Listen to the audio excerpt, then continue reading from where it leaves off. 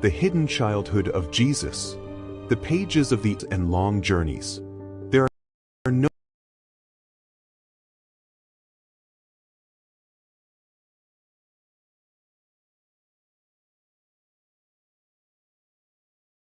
The hidden childhood of Jesus. The pages of the ancient Haggadah open gently, revealing quiet miniatures far from crowds and long journeys. There are no kings or distant lands in these images, only small, almost unnoticed scenes where the story continues in silence. The day unfolds calmly in Nazareth. Near the river, the water flows slowly between smooth stones and tall reeds. A child walks along the bank. His steps are light, attentive to the ground, to the movement of the water, to the sound of the wind among the trees. There is no hurry. For a moment, the world seems still. Jesus stops. A short distance away, on the damp earth, lies a swallow, motionless. Its wings are folded, its small and fragile body unresponsive to the passing air. The child approaches and kneels. There is no fear in his expression, only attention. He observes in silence, as one who recognizes something that needs no explanation. The river continues to flow. Jesus lifts the swallow carefully. He holds it in his hands without pressure, without urgency. The surroundings remain quiet. The trees do not move. The water seems to listen. Then the child speaks. Not loudly, and not with solemn gestures. His words are simple, almost a whisper, directed toward life itself. There are no visible invocations, no signs in the sky. And it happens. The small body trembles. The wings unfold slowly, at first uncertain, then strong. The swallow opens its eyes, breath returns, and in an instant it rises. It crosses the air above the river and disappears among the branches, leaving behind only the trace of motion. Jesus remains still, watching. There is no celebration. There are no witnesses. The moment does not seek to be seen or remembered. The child stands and continues along the riverbank, as if nothing extraordinary had taken place. The water keeps flowing. The day moves on. In Nazareth, life continues, unaware of what has occurred. The power that once stirred kings and moved stars remains hidden, contained in small gestures, in silent acts, in childhood. The story has not yet revealed itself to the world. The next chapter leads to the baptism of Jesus.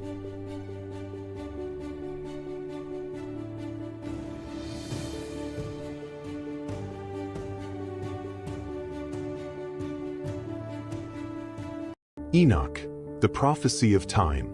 Before the flood, before Moses, before history was written as we know it, there was Enoch. The Bible says Enoch did not die, that he walked with God and vanished. But the ancient texts attributed to Enoch reveal something far more unsettling. He was not only taken to heaven, he was shown the nature of time itself. According to these writings, Enoch was guided by angels known as the Watchers through the heavens. There he did not merely see stars and thrones, he witnessed the hidden mechanism of time. Cycles, ages, resets of the world, and repeated judgments. Past, present, and future were not separate, they were part of a single design. Enoch wrote that humanity would pass through eras marked by corruption, forbidden knowledge, and false enlightenment. He spoke of a time when humans would believe they controlled everything, yet would have forgotten who created them. A time when the heavens would seem silent yet would be watching. The most feared prophecy did not speak of an end, but of a return to the beginning, a reset. A moment when what was hidden would be revealed, and sealed books would be opened once again. Enoch warned that only those who understood time would recognize the signs. That is why his writings were removed, fragmented, and pushed to the margins of history. Not because they were false, but because they were too precise. And if Enoch truly saw our time, then the question is not whether the prophecy will be fulfilled, but where we now stand on the clock of creation. The story will continue in future chapters.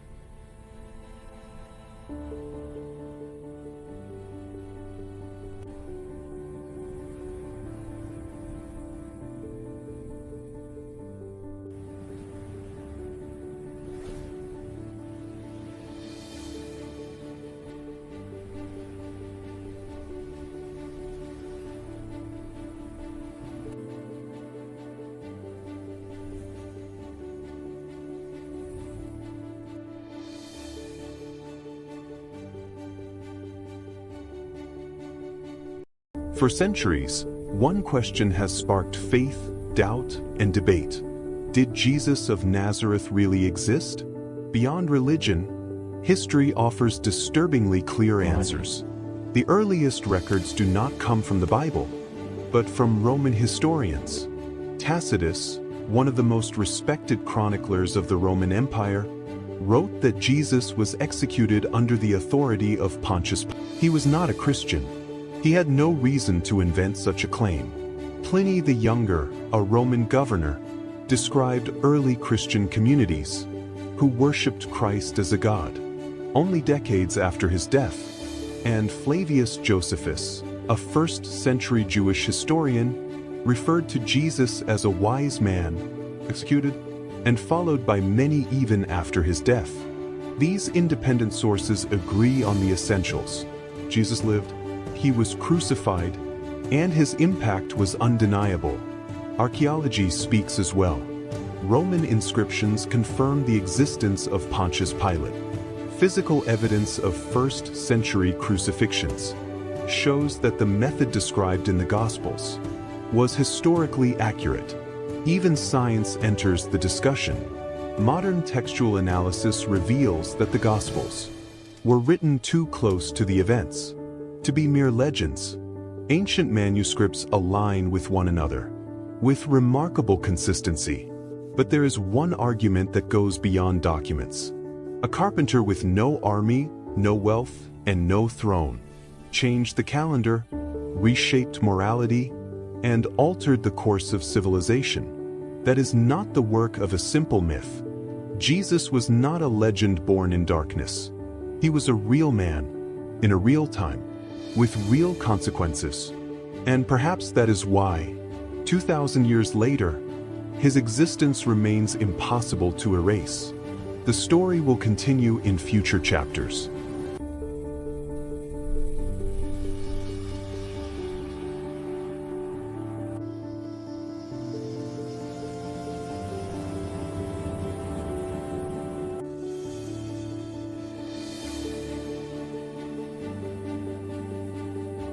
The spear of Christ, the weapon that touched the divine.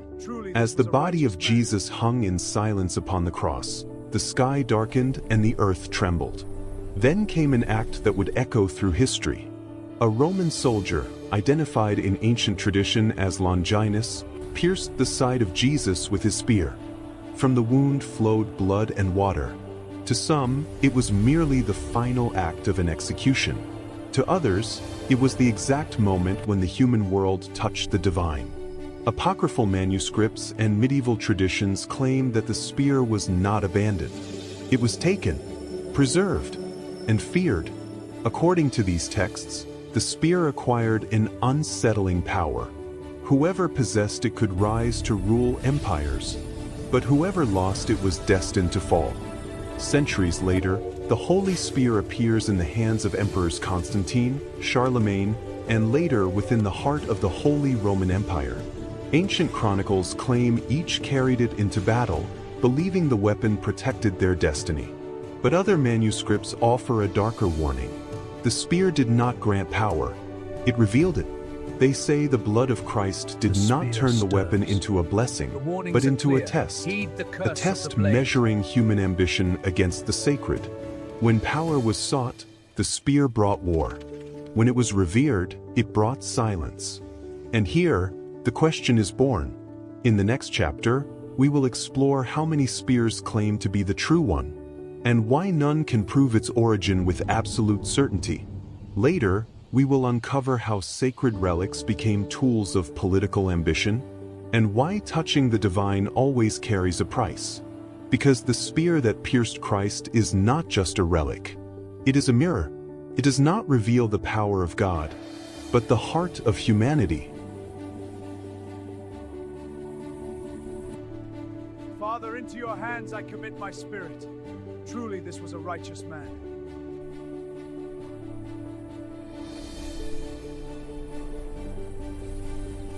Long before the arrival of Columbus, there is a theory that challenges official history. The Knights Templar may have reached the Americas.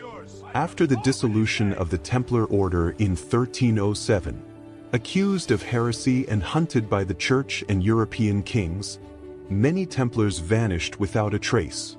But their treasures were never found.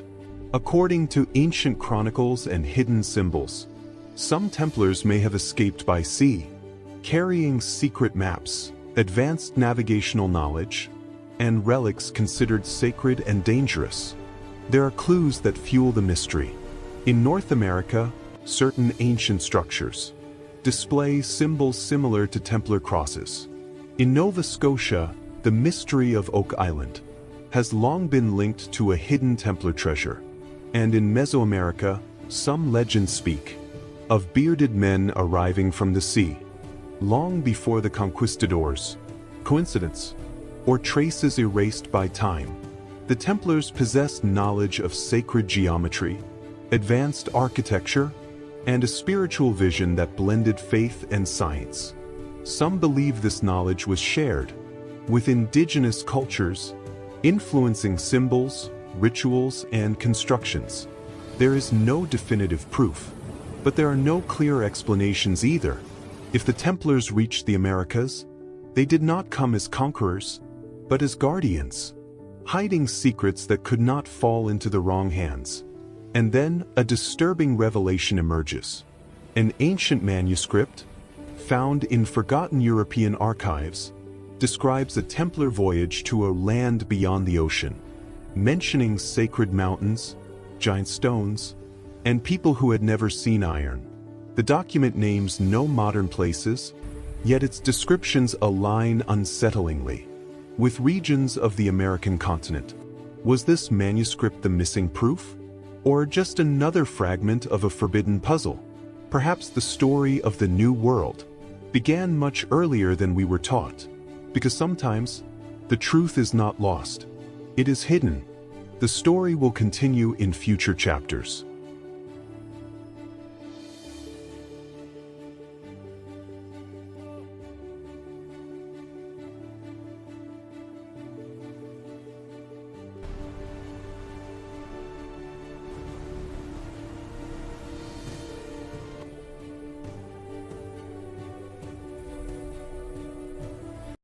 Marco Polo in America before Columbus. According to official history, Marco Polo never crossed the Atlantic Ocean. His journeys ended in Asia, and his name became forever linked to the Silk Road. But an ancient manuscript, dated to the late 13th century, suggests something impossible. Marco Polo may have reached America nearly 200 years before Columbus. The text, written in archaic Latin mixed with nautical symbols, describes a voyage beyond the Sea of Darkness.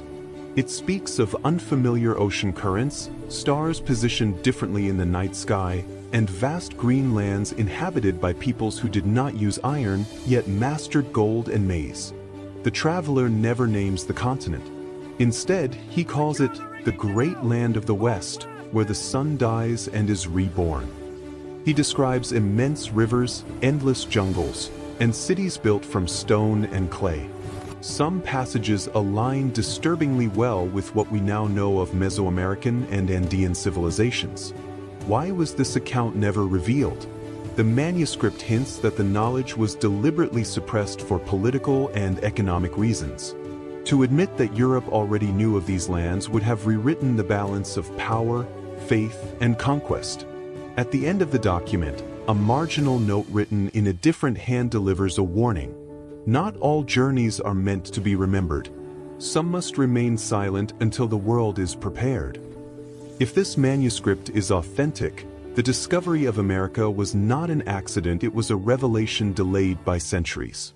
The story will continue in future chapters.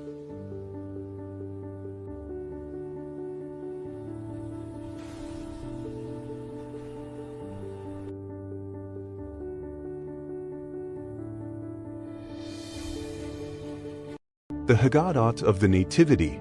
The pages of the ancient Haggadah open once more, and the illustrations come alive. Within the illuminated miniatures, a long road winds through stone villages and open fields. Two figures move slowly beneath a vast sky, traveling from Nazareth toward Bethlehem. The journey is heavy with distance and uncertainty. Night approaches and the land grows quiet. Mary walks beside Joseph. Her steps are measured, her presence calm. The city ahead is crowded, its streets filled with travelers and voices. Doors close one after another. There is no space prepared, no place set aside. The search ends not with welcome, but with necessity. Beyond the noise of the town, a humble shelter waits. The setting is simple, almost unnoticed. Straw covers the ground, and animals rest in silence. The moment arrives without ceremony, without witnesses of power or rank. And there, in the stillness of the night, the child is born. The scene is small, contained within the narrow walls of the shelter, yet something immense unfolds. Mary holds the newborn gently. Joseph watches, attentive and silent. The child is placed where animals feed, wrapped with care, resting in quiet vulnerability. The world outside remains unaware. Above, the night sky stretches wide. Far from the town, shepherds keep watch over their flocks. The darkness is suddenly broken by light. Fear gives way to awe as a message is delivered, not to kings or priests, but to those who keep vigil in the fields. They move at once, guided by wonder rather than understanding. They arrive and see what has been told to them. No throne, no palace, only a child, a mother, and a father. Yet the weight of the moment settles deeply within them. They leave changed, carrying the news into the night. Inside the shelter, calm returns. Mary reflects in silence. Joseph remains watchful. The child sleeps. The birth has taken place quietly, yet nothing will remain the same. The story now turns outward, toward those who will come seeking the child from distant lands. The next chapter leads to the visit of the Magi.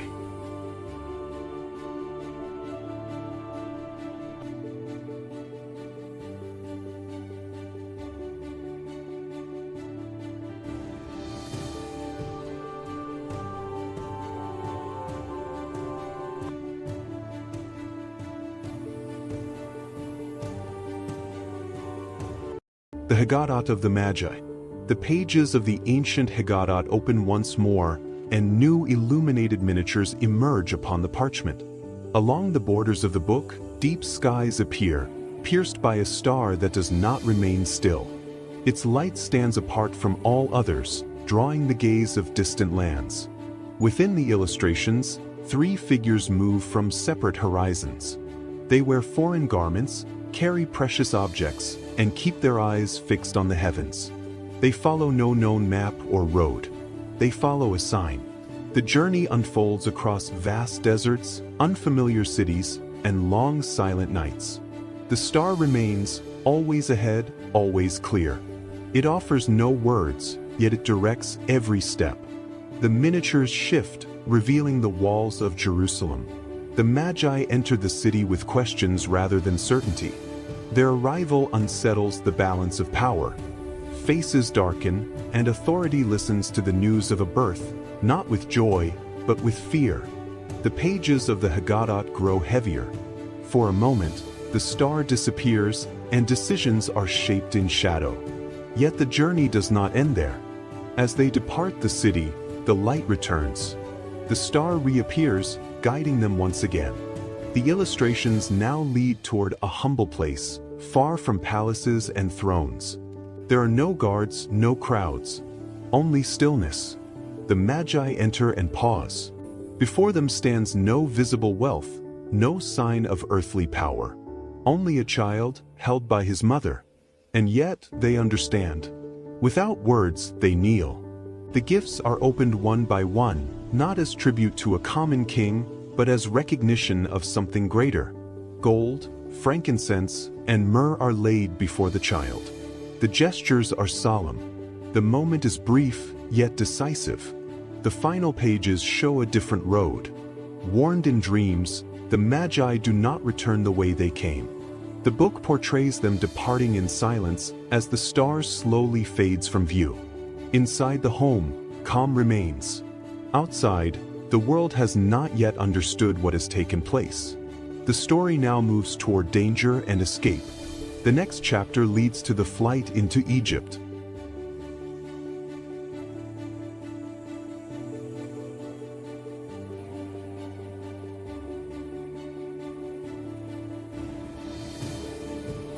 Meroe, capital of the Black Pharaohs. Long before Rome ruled the world, and as Egypt's power began to fade, a great capital rose south of the Nile. Meroe, the heart of the kingdom of Kush and the seat of the so-called Black Pharaohs. For centuries, Meroe was dismissed as legend. Then archaeological discoveries changed everything. Dozens of pyramids steeper and more numerous than those of Egypt, temples dedicated to African and Egyptian gods, royal palaces, iron-smelting furnaces, and tombs carved with forgotten symbols emerged from the sands of Sudan. Ancient manuscripts, Greek, Roman, and Nubian, describe the rulers of Kush as powerful kings and queens, masters of astronomy, metallurgy, and sacred ritual. Meroe did not merely imitate Egypt, it challenged it. Kushite pharaohs once ruled Egypt itself, wearing the double crown and restoring ancient traditions along the Nile. One of Meroe's greatest enigmas is its script, Meroitic, a written language still not fully deciphered. Inscriptions on stele and temple walls speak of divine authority, warrior queens known as Kandakes, and a bond between royal power and the movements of the heavens. Excavations revealed something even more striking. Meroe was a center of knowledge. Solar alignments, star-related symbolism, and ceremonial layouts suggest the Black Pharaohs believed they were guardians of cosmic order, not just rulers of a kingdom. Why was Meroe erased from memory? Some Roman texts label it a threat. Others reduced it to silence. But the desert could not hide it forever.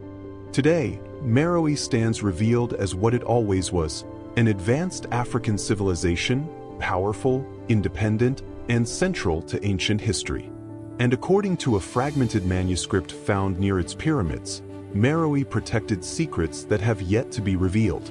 The story will continue in future chapters.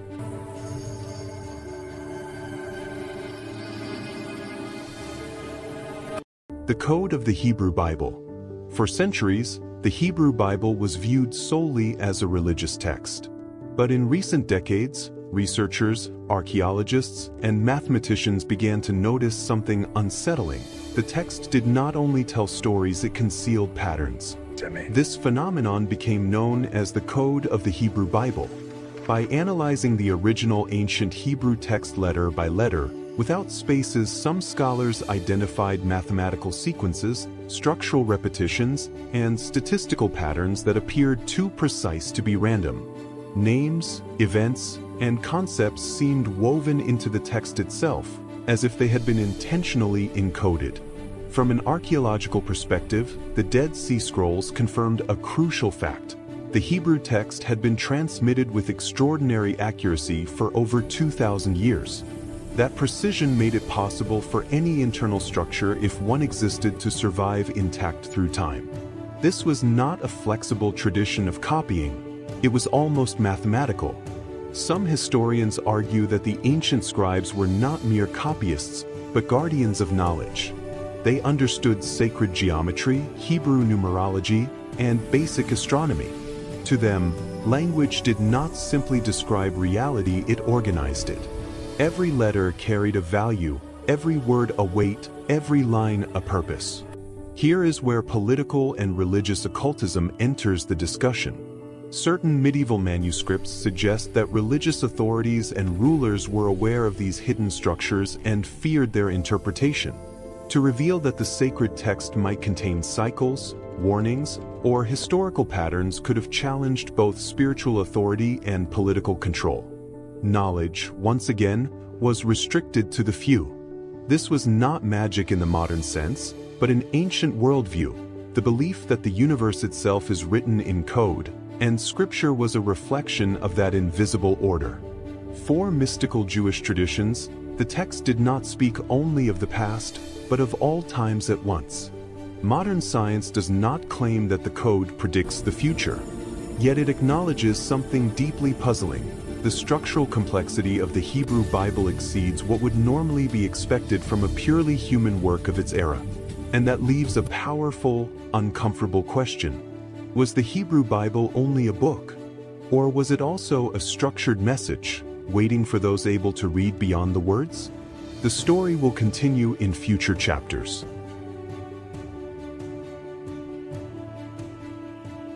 The Ethiopian Bible, the lost canon. For centuries, the world believed it possessed the complete Bible.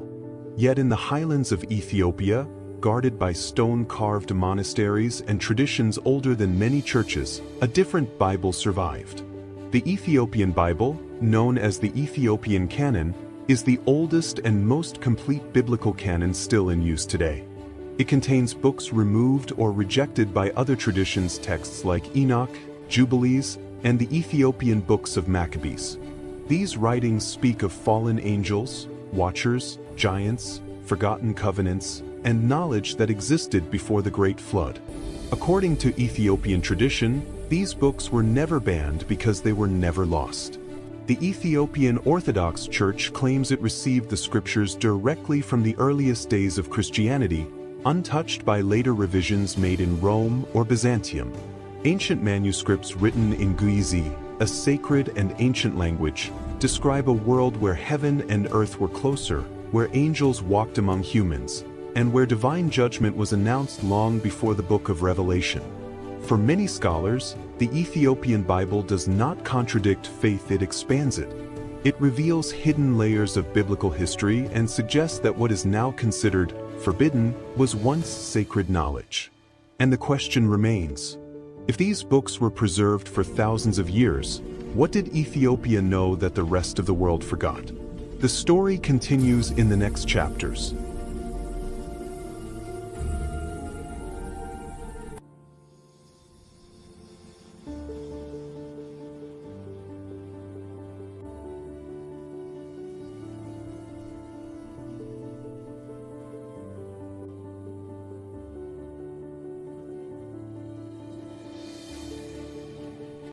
For centuries, a voice remained silent, buried beneath the sands of the Egyptian desert. It was not written for the crowds, but for those who sought to understand what cannot be seen. That voice is the Gospel of Philip. Discovered in 1945 among the Nag Hammadi manuscripts, this Gnostic text does not recount miracles or familiar parables. Instead, it reveals a dangerous idea: salvation comes not through sacrifice, but through knowledge. Philip describes a different Christ, not only the one who dies on the cross, but the one who awakens consciousness. A teacher who explains that the material world is a shadow and that truth belongs to the spiritual realm. One of its most unsettling passages speaks of Mary Magdalene as Jesus' closest companion, not merely a follower, but someone who understood teachings hidden from the other disciples. This idea planted fear and division within the early church, threatening authority and control. The Gospel speaks of secret rituals, true baptism, anointing, and the bridal chamber, symbols of the union between the human soul and the divine. For Philip, the greatest sin was not disobedience but ignorance. That is why this text was excluded, not because it denied Christ, but because it freed believers from fear. And this is only the beginning. In the next chapter, we will uncover why the Gnostic Gospels were hunted, censored, and destroyed, and how the early church decided which texts would become sacred and which would vanish. Later, we will reveal the true role of Mary Magdalene and the silent war between knowledge and power in the first centuries of Christianity. Because the Gospel of Philip is not just an ancient manuscript. It is a warning. Some Gospels were proclaimed, others were buried, but once knowledge awakens, it never sleeps again.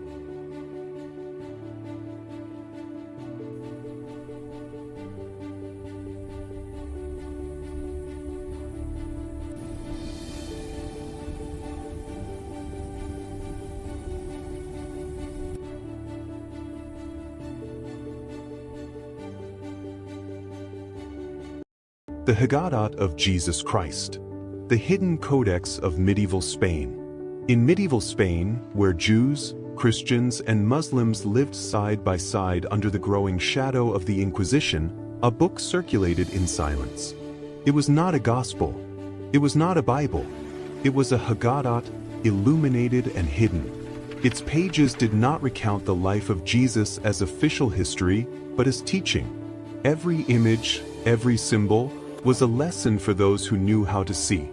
The Codex portrayed Jesus not as a king or a judge, but as a teacher of the inner path. In its miniatures, Jesus breaks bread not only to feed bodies, but to awaken consciences. The light around him does not descend from heaven, it rises from the human heart. The scribes who copied the Haggadot secret monks and Jewish converts used the ancient language of symbolic narration. Short stories, visual parables, questions without answers. Because true teaching does not impose, it awakens. One illustration shows Jesus walking among 3 different peoples, rejecting none of them. Another depicts him washing the feet of his disciples, beneath an inscription that reads, "Whoever understands service, understands the kingdom." The Haggadah teaches that the true legacy of Jesus was not power, law, or the sword. It was conscious compassion, inner freedom, and responsibility of the soul. That is why it was hidden. In a time when faith was watched and thought was punished, this codex survived as many truths do. In fragments, in images, in whispers. And here, the search begins. In the next chapter, we will explore which symbols from the Haggadah of Jesus appear in real medieval Spanish manuscripts, and how some of its imagery may have influenced Christian art without leaving written traces. Because some books were not made to be read. They were made to be understood. The Haggadah of Jesus does not command. It does not threaten. It only reminds us who we are, and who we may become.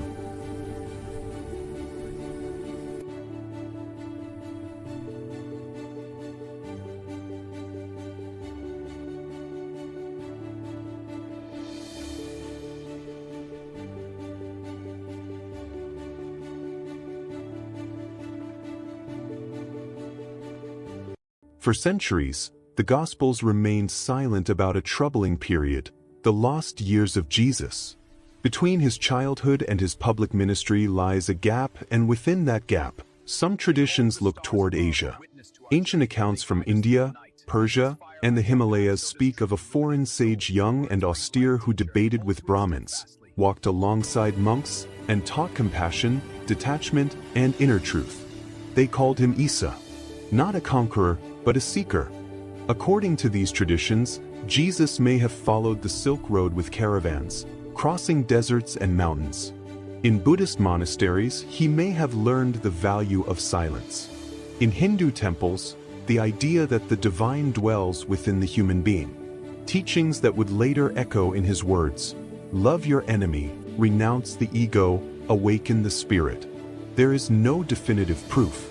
Only fragments, later manuscripts, local chronicles, and striking similarities between Eastern teachings and the sayings attributed to Jesus. For some historians, it is myth. For others, an uncomfortable possibility never fully explored. When Jesus returns to Judea, he is no longer just a carpenter. He speaks with authority, but without power. He teaches like one who has seen beyond his homeland. And his words, simple yet profound, seem to unite worlds separated by thousands of miles. Perhaps the years of Jesus in Asia are not meant to be proven, but understood. Not merely as a physical journey, but as a symbol, a bridge between cultures, religions, and ways of understanding the sacred. And so, the mystery remains, because sometimes, what is not written reveals the most. The story continues in the next chapters.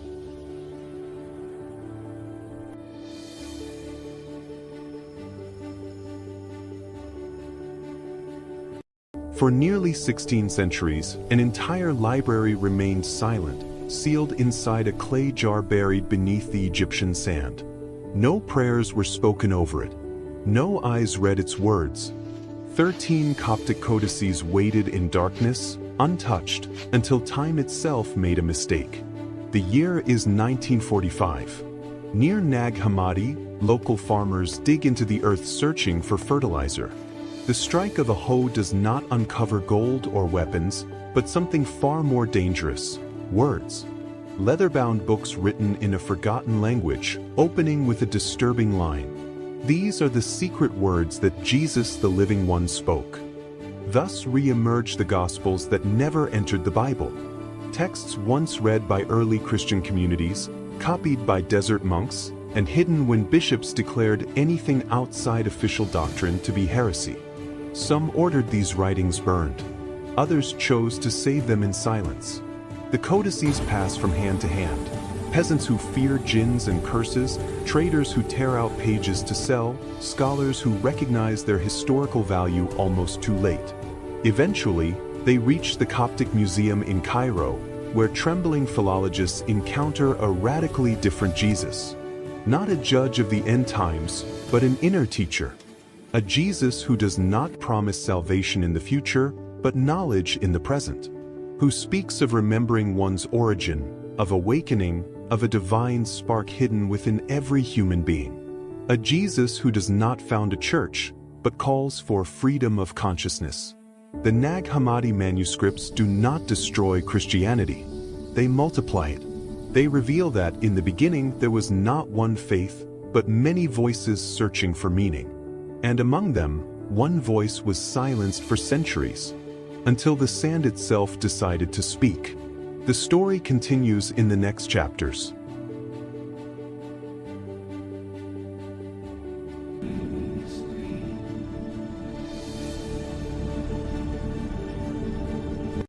After the death of Jesus, his 12 apostles spread across the known world. They preached, were persecuted, and most of them died far from one another. Yet one question remains: where are the 12 apostles of Jesus buried? History offers fragmented answers. Peter, the closest to Jesus, was crucified in Rome. Tradition holds that he was buried beneath what is now St. Peter's Basilica in the Vatican. Paul, though not one of the original 12, is inseparable from this story. He was beheaded in Rome, and his tomb is venerated at the Basilica of St. Paul outside the walls. John, the beloved disciple, was the only apostle who did not die as a martyr. He lived to old age and was buried in Ephesus in modern-day Turkey. James the Greater was beheaded in Jerusalem. Centuries later, tradition claims his remains were taken to Spain, to Santiago de Compostela. Andrew, Peter's brother, was crucified in Greece. His relics are associated with Patras, though they were moved several times throughout history. Thomas, the apostle of doubt, carried the message as far as India. Eastern Christian tradition holds that he was buried in Mylapore. Philip is believed to have died in Hierapolis, Bartholomew in Armenia, Matthew in Ethiopia or Persia, and Simon the Zealot and Jude Thaddeus in regions of the Middle East. Of Matthias, who replaced Judas Iscariot, only ancient accounts and disputed tombs remain. And Judas himself?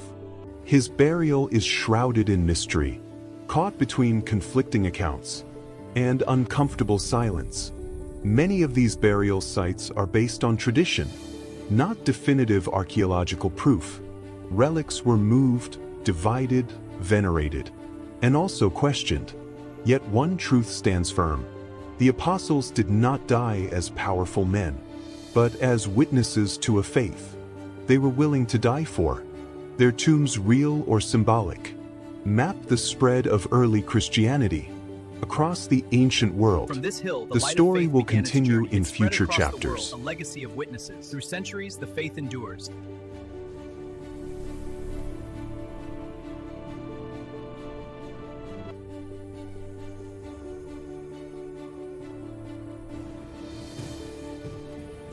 For centuries, one question has haunted believers, archaeologists, and emperors alike. What happened to the cross on which Jesus of Nazareth was crucified? The canonical Gospels remain silent, but forgotten manuscripts speak of a different fate for the wood of the crucifixion. One of these texts is known as the Manuscript of the True Wood, referenced indirectly in apocryphal writings and early Byzantine chronicles. According to these sources, after the crucifixion, the cross was not destroyed. It was hidden. The manuscript claims that Jesus' followers feared the cross would become an object of political and religious power. To prevent this, They buried it outside Jerusalem, marked only with symbols recognizable to the initiated. Centuries later, another text emerges, the account of Helena, preserved in early Christian tradition. It tells how Helena, the mother of Emperor Constantine, traveled to the Holy Land in the 4th century. Guided by visions and ancient writings, she ordered excavations at Golgotha. 3 crosses were found, but only one revealed itself, not through words, but through power. According to the manuscript, when the true cross touched a dying person, life returned. Yet not everyone accepted this story. Gnostic texts suggest something more unsettling, that the real cross had already been removed before Helena's arrival. That the cross embraced by the empire was not the original, but a symbol, a replacement. And here, doubt is born. In the next chapter, we will explore which manuscripts were excluded when the cross became an imperial relic, and how Christianity transformed from a persecuted faith into a ruling power. Later, we will uncover which sacred relics may not be authentic, and why some truths were buried deeper than any tomb. Because the cross of Jesus is not just ancient wood. It is history, faith, and silence. Some relics were revealed to the world. Others were never meant to be found.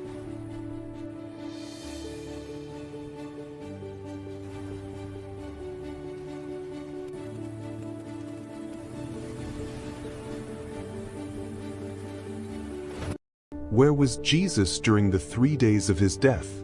After the crucifixion, the body of Jesus was laid in a sealed tomb, guarded and watched by soldiers. To the world, everything seemed finished. But ancient scriptures suggest that death did not mean silence.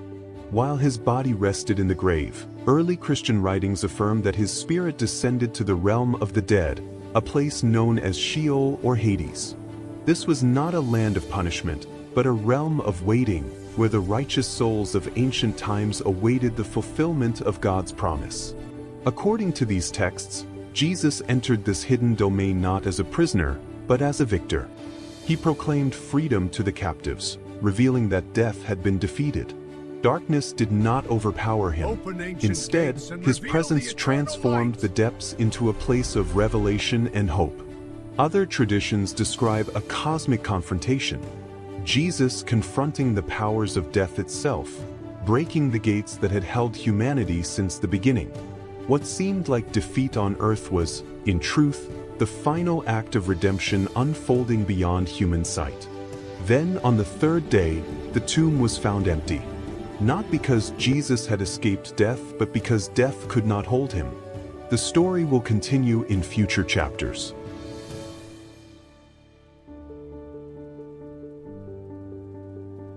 Will we remember anything after death? Since the beginning of humanity, one question has followed every civilization. What happens when we die, and what, if anything, do we remember? The biblical view. In the Bible, death is not described as total emptiness. Ecclesiastes says that the dust returns to the earth, and the spirit returns to God. This suggests not erasure, but a return of consciousness to its source. Jesus tells the thief on the cross, "Today you will be with me in paradise." He does not say, "You will disappear," but "You will be with me." The biblical message implies that identity is not destroyed, it is transformed. Memory may no longer be human memory, but a memory of the soul, where what truly matters remains. The scientific perspective. Modern science studies death through the brain. Memory, scientists say, is stored in neural networks. When the brain shuts down, memories should vanish. Yet studies of near-death experiences raise disturbing questions.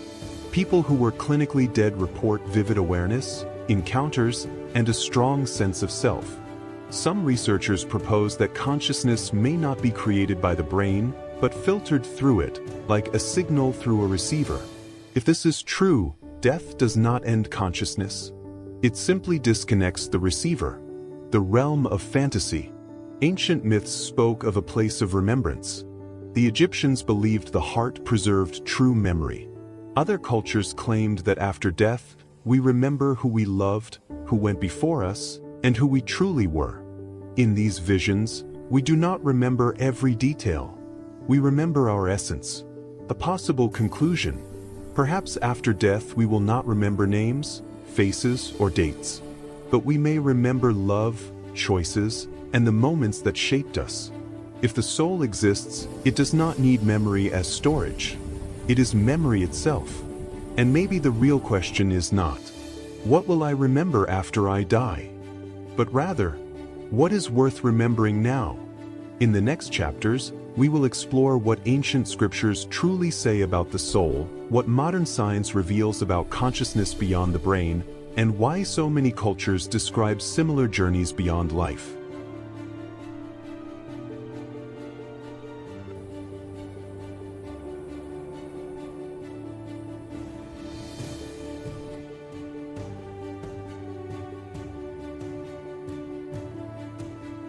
For centuries, the Gospels remained silent about a troubling period, the lost years of Jesus.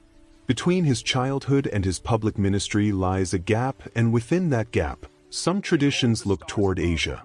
Ancient accounts from India, Persia, and the Himalayas speak of a foreign sage young and austere who debated with Brahmins, walked alongside monks, and taught compassion, detachment, and inner truth. They called him Isa. Not a conqueror, but a seeker. According to these traditions, Jesus may have followed the Silk Road with caravans, crossing deserts and mountains. In Buddhist monasteries, he may have learned the value of silence. In Hindu temples, the idea that the divine dwells within the human being. Teachings that would later echo in his words, "Love your enemy, renounce the ego, awaken the spirit." There is no definitive proof. Only fragments, later manuscripts, local chronicles, and striking similarities between Eastern teachings and the sayings attributed to Jesus. For some historians, it is myth. For others, an uncomfortable possibility never fully explored. When Jesus returns to Judea, he is no longer just a carpenter. He speaks with authority, but without power. He teaches like one who has seen beyond his homeland. And his words, simple yet profound, seem to unite worlds separated by thousands of miles. Perhaps the years of Jesus in Asia are not meant to be proven, but understood. Not merely as a physical journey, but as a symbol, a bridge between cultures, religions, and ways of understanding the sacred. And so, the mystery remains, because sometimes what is not written reveals the most. The story continues in the next chapters.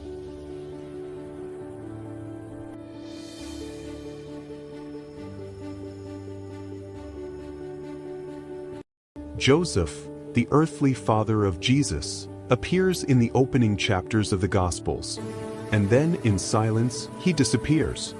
He is present at the most decisive moments of Jesus' childhood: the birth in Bethlehem, the flight into Egypt, the return to Nazareth, and that episode in the temple when Jesus was 12 years old. After that, the texts fall silent. When Jesus begins his public ministry, Joseph is no longer mentioned.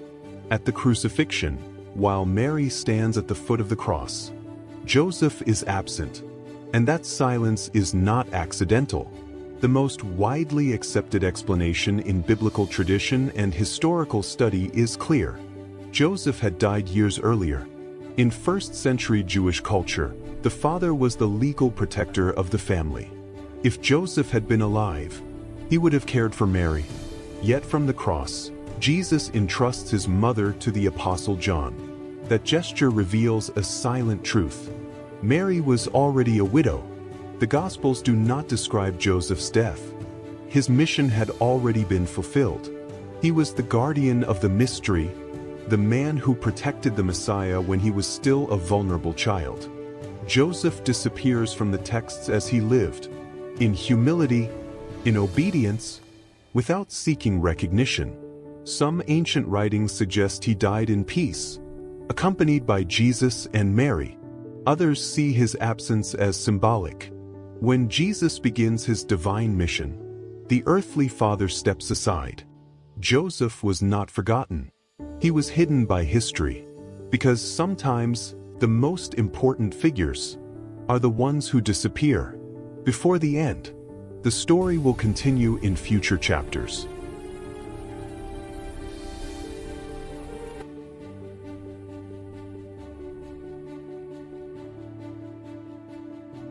During the first centuries of Christianity, the story of Jesus was not contained in a single book. Many texts circulated among early communities, copied by hand, shared quietly, and read in secret. Some would later be accepted, others would be rejected. Thus, the apocryphal Gospels were born. These writings were not excluded by accident, but by choice. As the Church became more organized, an official canon was established, 4 Gospels that would define Christian belief. Other texts, although ancient and widely known, were left out. Not because all were false, but because they presented ideas that were different, controversial, or difficult to control. The apocryphal Gospels describe a different Jesus. Some portray him as a child with extraordinary powers, capable of giving life and taking it away. Others reveal secret teachings meant only for a few chosen followers. In these texts, Jesus does not only save, he teaches, challenges, and reveals deep knowledge about the human soul. Writings such as the Gospel of Thomas, the Gospel of Mary Magdalene, and the Gospel of Judas present a more internal and spiritual message. Here, the kingdom of God is not found in the heavens, but within the individual. For centuries, these texts were labeled dangerous and heretical. Many were destroyed. Others survived, hidden in caves, deserts, and monasteries, waiting to be rediscovered. When they finally re-emerged, they revealed something unsettling. Early Christianity was far more diverse, complex, and human than generations had been taught. The apocryphal Gospels do not seek to replace the Bible. They remind us that at the beginning of faith, there were questions, debates, and hidden paths to understanding the divine. And this story is only the beginning. In the next chapters, we will explore these forbidden texts one by one. We will uncover what the Gospel of Thomas truly taught, why Mary Magdalene was silenced, and how Judas may have played a role far more complex than betrayal. Because what was excluded from the Bible still has much to say.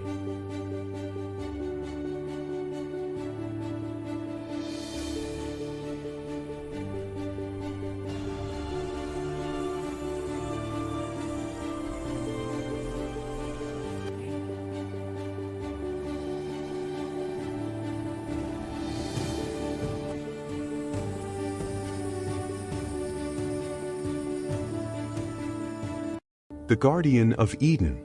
After humanity was expelled from Eden, the garden was not abandoned. It was sealed. Between its eternal rivers and immortal trees stood a guardian, chosen to watch the boundary between the divine and the human world. She was a woman of striking beauty, impossible to ignore. Her face was calm, but her eyes carried ancient knowledge. She was dressed as a warrior, light armor of leather and forged metal, sacred symbols etched into her gear, and a sword that gleamed like fire at dawn. Her command was absolute. No one who lived outside Eden was ever to return.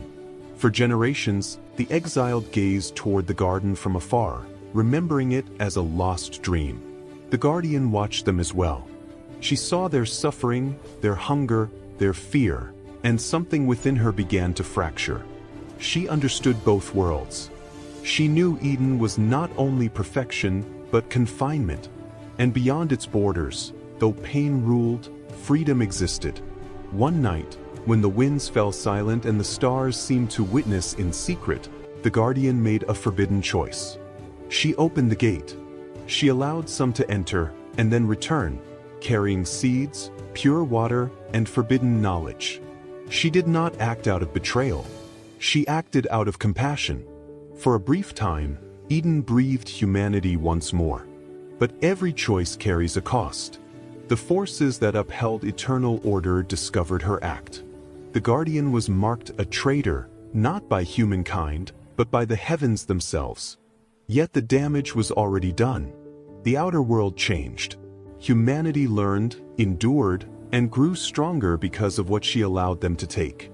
Her name was erased from memory, lost to myth and silence. But some legends claim she still stands at Eden's threshold, sword in hand, watching not to prevent entry, but to decide who is worthy of returning. In the next chapters, we will uncover what happened when the divine order confronted the Guardian, how the gates of Eden were truly changed, and what price humanity paid for touching paradise once more. We will explore the war that followed her decision, the fall of the Guardian, and the secret she carried beyond Eden's borders. Because Eden was not lost by chance. It was protected, it was betrayed, and it was transformed forever. The story continues. Before Adam and Eve, humanity was already being watched. Long before the first pages of Genesis were written, the earth was not alone in the universe. From the depths of the stars came the Anunnaki, ancient beings of immense knowledge and power. They observed the planet from their advanced vessels, studying its lands, its oceans, and the fragile life that was beginning to awaken. In hidden laboratories beyond human sight, they shaped humanity's destiny. Inside chambers of glass and light, humans were created, observed, and refined. Flesh and spirit were studied as one. The Anunnaki were not merely visitors. They were architects of civilizations, teachers of kings, and guardians of forbidden knowledge. They walked among early humans as gods, and humanity worshipped them as such. But among all beings, one stood apart. He appeared as a man, yet carried eternity within him. Clothed in white robes woven with golden stars that flashed like lightning, crowned with gold and diamonds, Jesus Christ stood among them, not as a prisoner, not as a creation, but as the heir. His presence was calm, sovereign, and timeless. The Anunnaki gathered around him in reverence, placing the crown upon his head, acknowledging his authority. Inside a vast celestial ship, they guided him toward the stars. Through immense transparent windows, the earth came into view, blue, alive, and fragile. The Anunnaki raised their hands and pointed toward the planet, revealing continents, oceans, and the future written in light. Holograms unfolded in the air, showing humanity's path: rise, fall, war, faith, and redemption. This was the moment of choice. The earth was not just a world, it was an inheritance. The Anunnaki had guided humanity's early steps, but they could not remain. Their time as gods would end. Their names would fade, their stories rewritten. They would become myths, angels, watchers, demons, hidden between the lines of sacred texts. And so, the divine plan was set into motion. Jesus would descend not as a ruler in the heavens, but as a servant among men. The crown would be replaced by a cross. Knowledge would be veiled as faith. Power would be hidden within sacrifice. The Garden of Eden was not the beginning. It was a reset. The serpent was not just temptation. It was knowledge. The gods were not erased. They were transformed. What humanity calls Genesis is not the first chapter. It is the surviving echo of a far older story.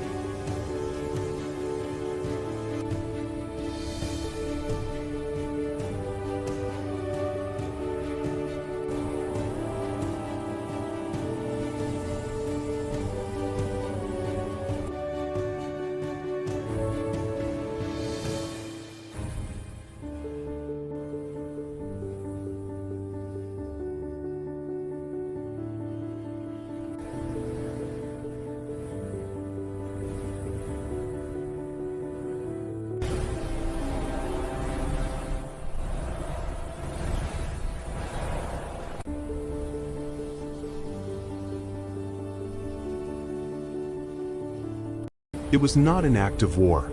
It was a decision. From the ancient heavens, the Watchers observed the earth in silence.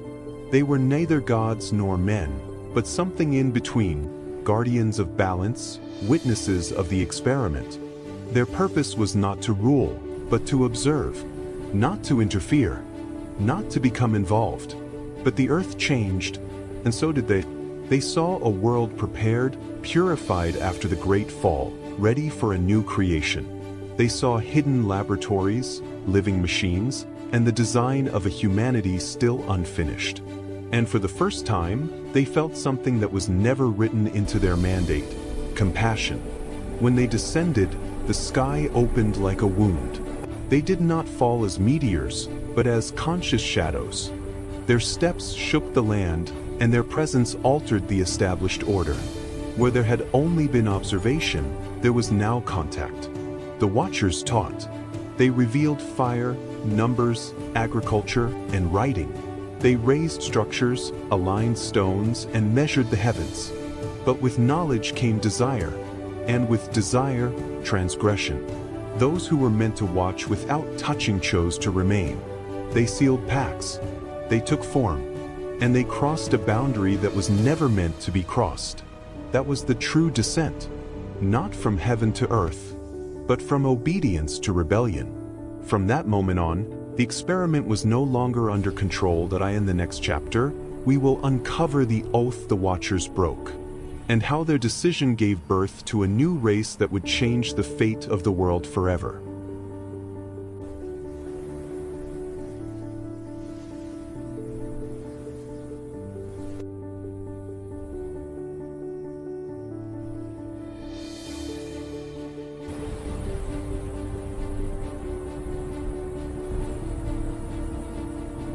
Before the first human breath, the earth was already alive. Its skies were different, its waters deeper, its land shaped by forces no longer present. Ancient creatures walked freely across vast continents, and ecosystems flourished without fear. There was order, but not human order, a balance designed long before humanity was imagined. Hidden beneath layers of stone and time, structures once stood where no civilization should have existed. Perfect angles, impossible geometry, traces of intelligence erased by catastrophe or intention. This world did not belong to Adam. It belonged to something older. Some believe the earth was a testing ground, a place where life was shaped, observed, and corrected. Failures were buried, successes refined. Extinction was not an accident, it was a reset. When the old world fell, its memory was sealed beneath oceans and sediment. What remained was silence and preparation. Only after the earth was emptied, only after the world was made obedient, did the next phase begin. And then humanity was introduced. In the next chapter, we will uncover who watched this ancient world fall, and why the earth had to be cleansed before Adapa was created.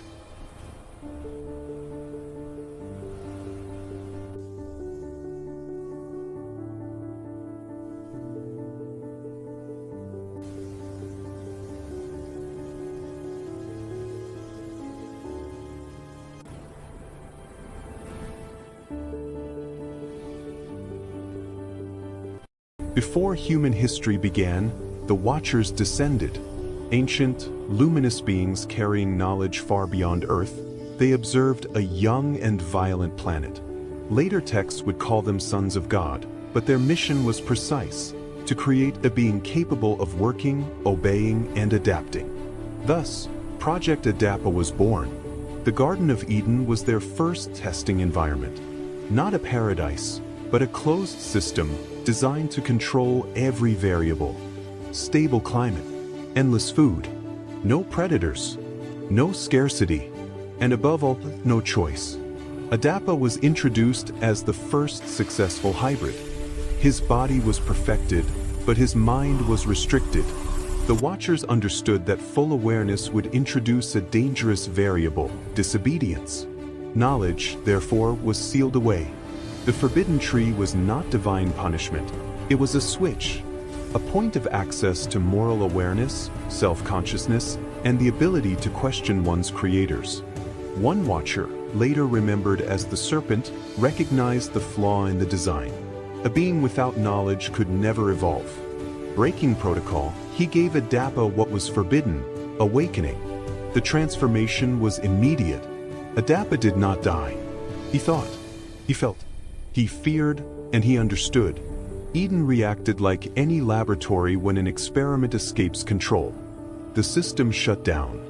Access was revoked. The expulsion was not a moral curse, but a permanent disconnection. Outside the garden, true humanity began. Labor, suffering, but also freedom. Project Adapa had failed. Or perhaps, it had succeeded in a way the Watchers never intended. In the next chapter, we will uncover what happened when some Watchers refused to leave Earth, and how their defiance reshaped the destiny of humankind forever.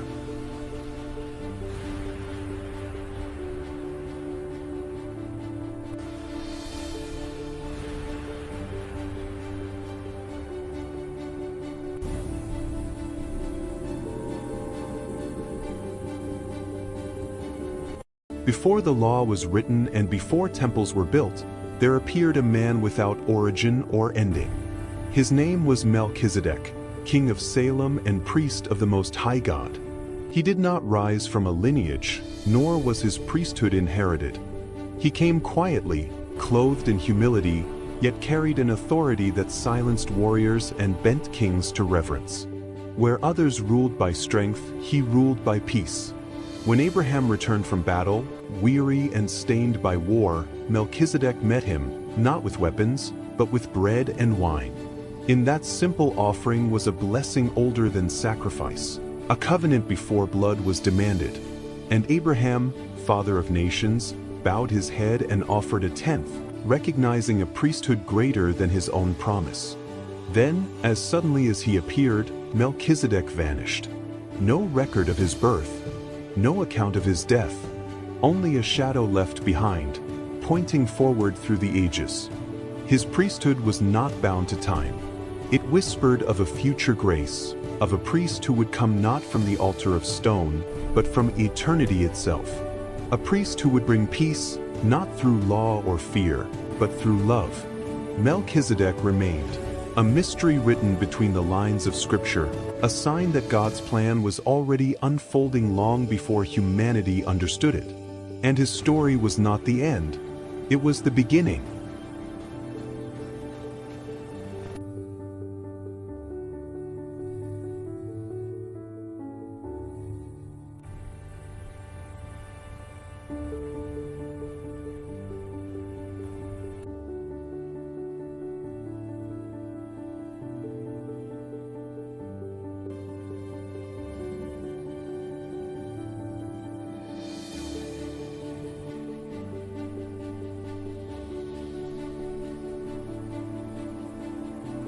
The kingdom of the serpent women at the feet of the Colossus of Rhodes.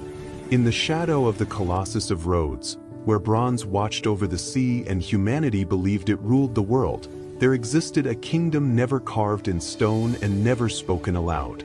Ancient chronicles refer to them as the serpent women, beings born from the union of the human and the primordial.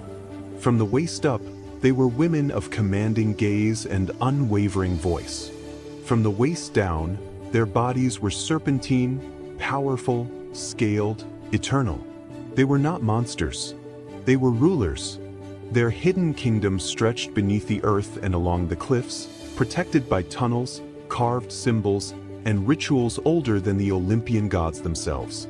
The serpent women governed with ancient wisdom, mastering the knowledge of the land, the stars, and the cycles of life. Merchants arriving in Rhodes whispered of figures that moved with impossible speed, guardians emerging from caverns whenever danger approached. Some believed the Colossus was not merely a statue, but a seal, raised to conceal and restrain the power of this forgotten realm. When the Colossus fell after the great earthquake, the world believed a wonder had been lost. But certain texts claim that with its collapse, the balance was broken, and the kingdom of the serpent women chose to vanish, taking its secrets into the depths of history. Today, fragments of manuscripts, carved symbols, and forbidden legends suggest that this kingdom was not a myth, but a civilization deliberately erased from human memory. The story will continue in future chapters.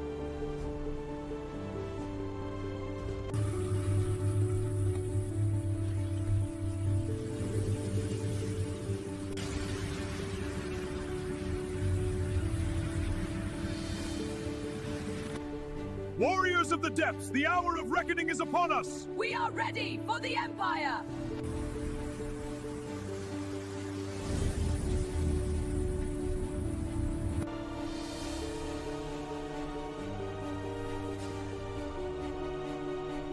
In an age before temples of stone and doctrines of power, Jesus spoke words not meant for crowds, but for those who dared to awaken.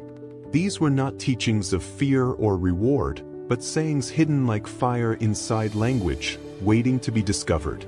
Thomas listened carefully. He was called the doubter, yet he was the one who questioned deeply. Jesus did not speak to him of kingdoms above the clouds, but of a kingdom already living within every human being. If you bring forth what is within you, it will save you, the teacher said. The word struck harder than any blade. The disciples grew uneasy. There were no rules to obey, no thrones to inherit, only a dangerous truth: to know oneself is to know God. Such knowledge could not be controlled. Jesus walked among stones and trees, pointing to the ordinary world. Split a piece of wood and I am there. Lift a stone, and you will find me. Creation itself became sacred scripture. These teachings were whispered at night, written in secret, and buried beneath sand and silence. Not because they were false, but because they made humanity free without permission. The Gospel of Thomas does not build an institution. It hands the seeker a mirror, and once a person looks into it, there is no turning back. In the next chapter, we will descend deeper into the forbidden texts that history tried to erase, and uncover why their truth was feared. The kingdom is within you, hidden like a seed in the sand.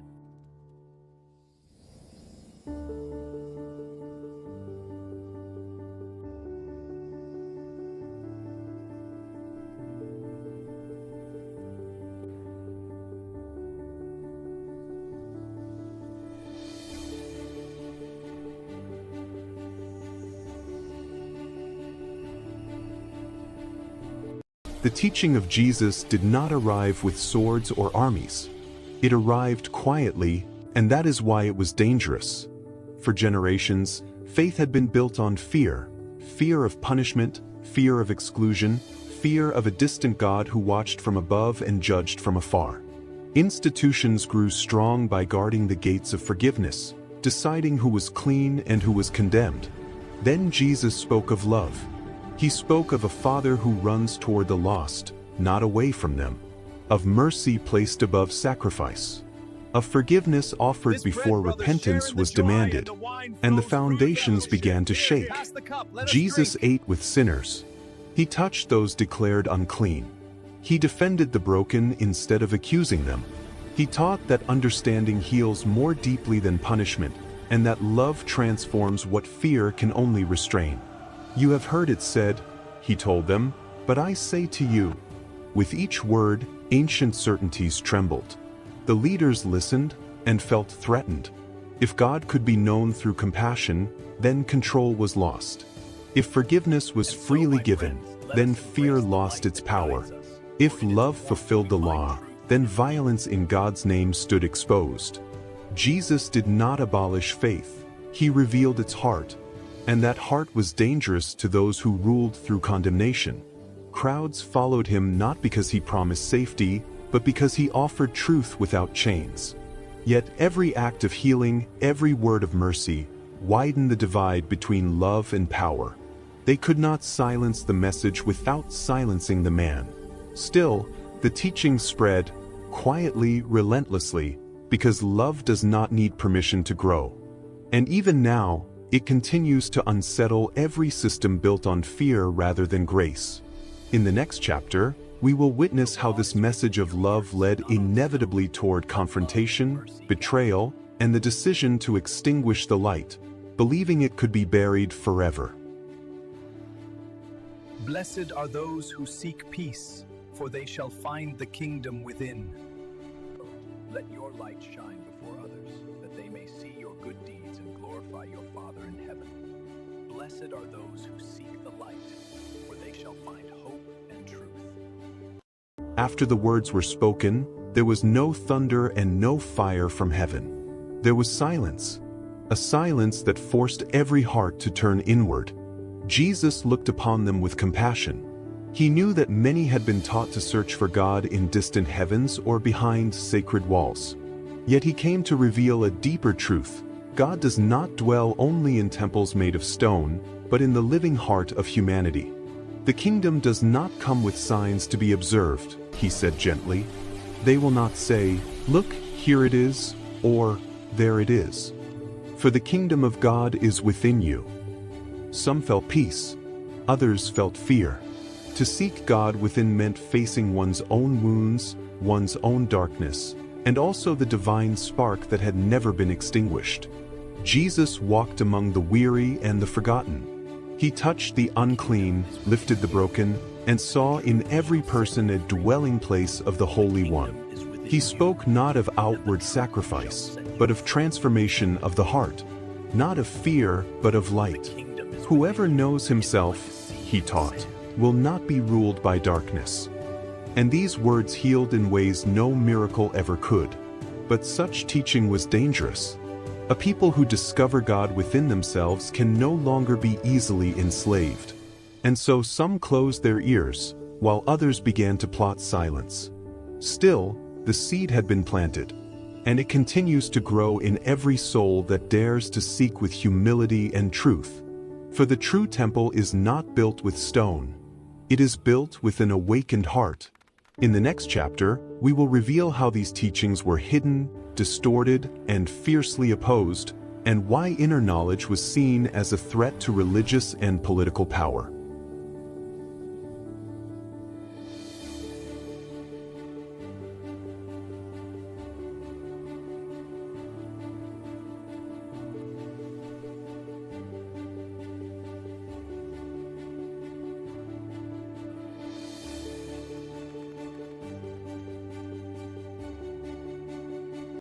The Maya, echoes of time. Deep within the Mesoamerican jungle, where morning mist rises and the calls of unseen birds break the silence, lies the legacy of a civilization that defied time, the Maya. They were not merely builders of stone. They were architects of the cosmos. Their cities were raised in harmony with the heavens. Pyramids aligned with the movements of the sun, the moon, and Venus. Every stairway, every temple, every shadow cast across stone carried both scientific precision and sacred meaning. While much of the ancient world struggled to measure time, the Maya mastered it. They predicted eclipses, charted planetary cycles, and understood time not as an end, but as an eternal transformation. Yet their knowledge did not dwell only in the sky. It lived in the earth, in maze, in ritual, and in the profound bond between humanity and the divine. For the Maya, science and spirituality were inseparable, woven together into a single ancestral wisdom. Then came the silence. Cities were abandoned. The jungle reclaimed the temples. Stone was swallowed by roots and shadow. To the modern world, the Maya seemed to vanish. But they did not disappear. Their knowledge slept beneath the canopy, carved into stone and written in the stars, waiting to be rediscovered. Today, as we walk among their ruins, we do not merely observe the past, we hear an echo, a message that still resonates across centuries. We are not separate from the universe. We are part of its rhythm. This is the story of a mysterious, advanced, and deeply enigmatic civilization. A story written in stone, sky, and time.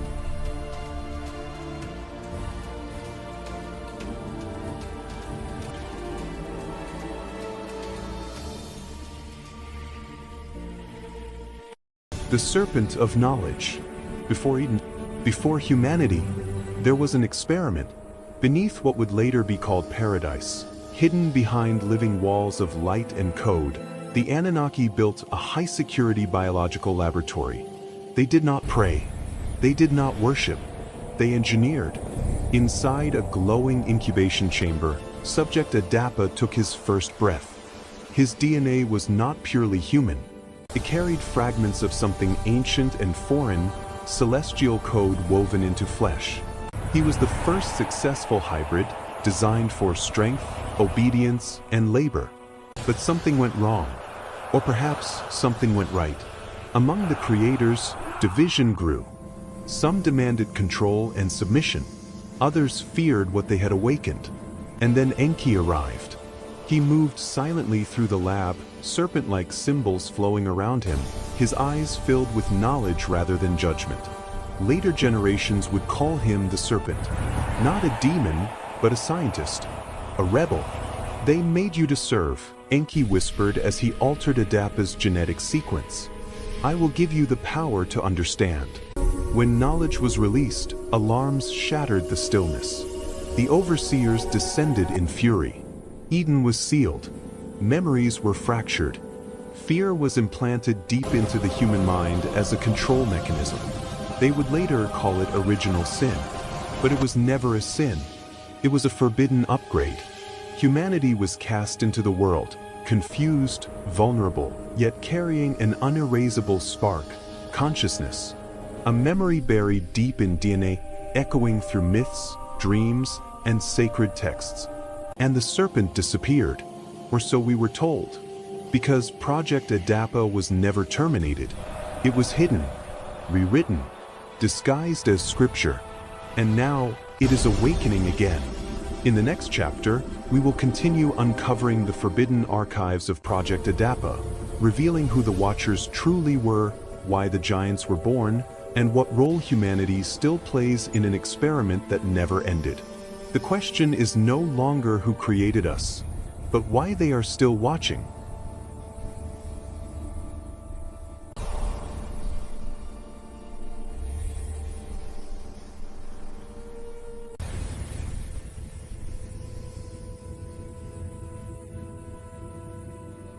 A gladiator whose courage silenced the entire Colosseum.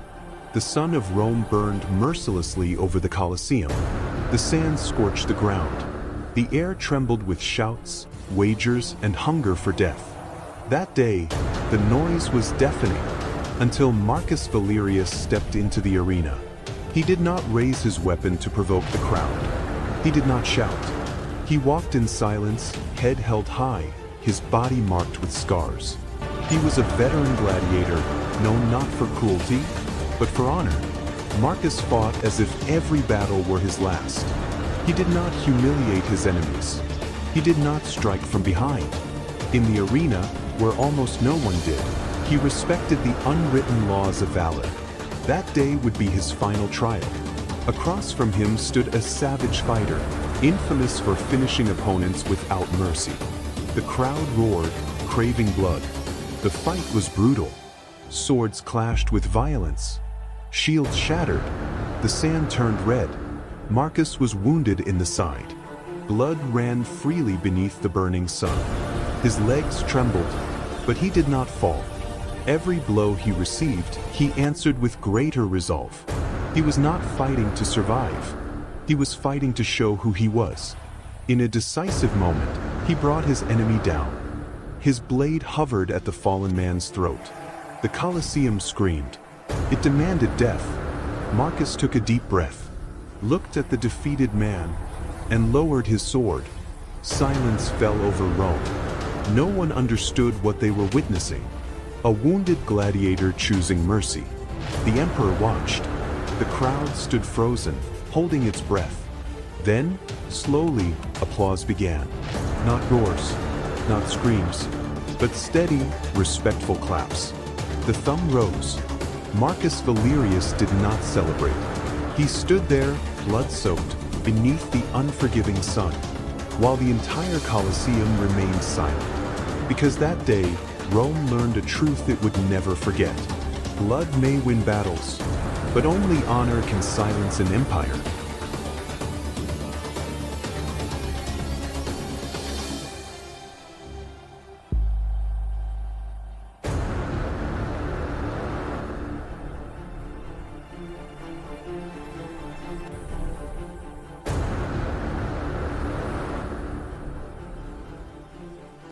The story of the gladiator who never stepped back from death.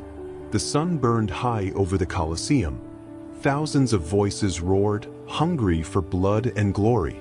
From the dark tunnel, a lone man stepped into the arena. Aurelius, the gladiator Rome would come to call the lion of the Colosseum. He was not the strongest. He was not the fastest. But he possessed something rare. He never stepped back. Not from fear. Not from pain. Not from death. In his first fight, he faced 3 men at once. The crowd expected him to fall within seconds. But when the dust settled, Aurelius was still standing. Wounded, breathing hard, yet unbroken. That day, Rome began to chant his name. With every battle, his legend grew. While others hesitated, he advanced. While fear stopped many, the lion charged forward. The fight that made him immortal came on a tense morning. Across from him stood a massive, undefeated warrior. Their clash shook the arena, steel, blood, and sand flying. Aurelius fell to his knees. The Colosseum fell silent. The giant raised his weapon for the final blow. But the lion rose, bleeding, exhausted, never stepping back. With one last strike, he brought the giant down. The colossus fell. The lion remained standing. The crowd erupted. The emperor raised his thumb. Aurelius did not celebrate. He simply bowed his head to the people. And so Rome learned a truth it would never forget. As long as courage exists, the lion of the Colosseum will never step back from death.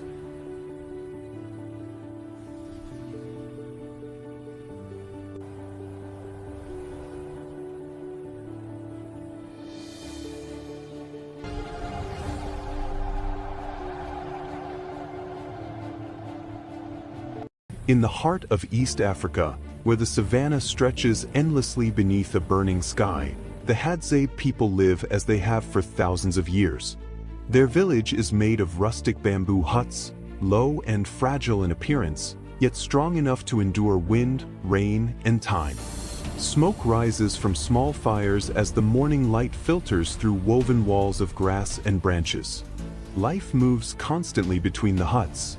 Children run barefoot through the dust, women prepare roots and gathered food, and hunters sharpen arrows in silence. The cabins sway gently with the wind, their roofs whispering stories of past storms and long journeys. Every sound matters here. Every shadow is watched. As night falls, firelight turns the village into a living circle of shadows.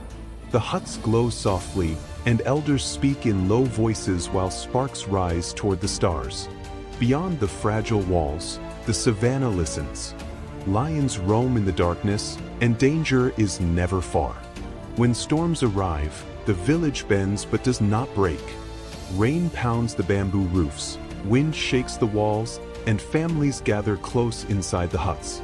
Survival is shared. Fear is silent. At sunset, the hunters return. Their silhouettes cross the tall grass as smoke rises from the cabins behind them. No words are needed. The village breathes again. This is not a place of comfort or excess.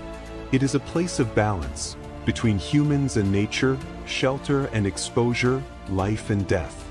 Here, among bamboo huts and endless plains, the Hadza endure, guarding a way of life the modern world has nearly forgotten.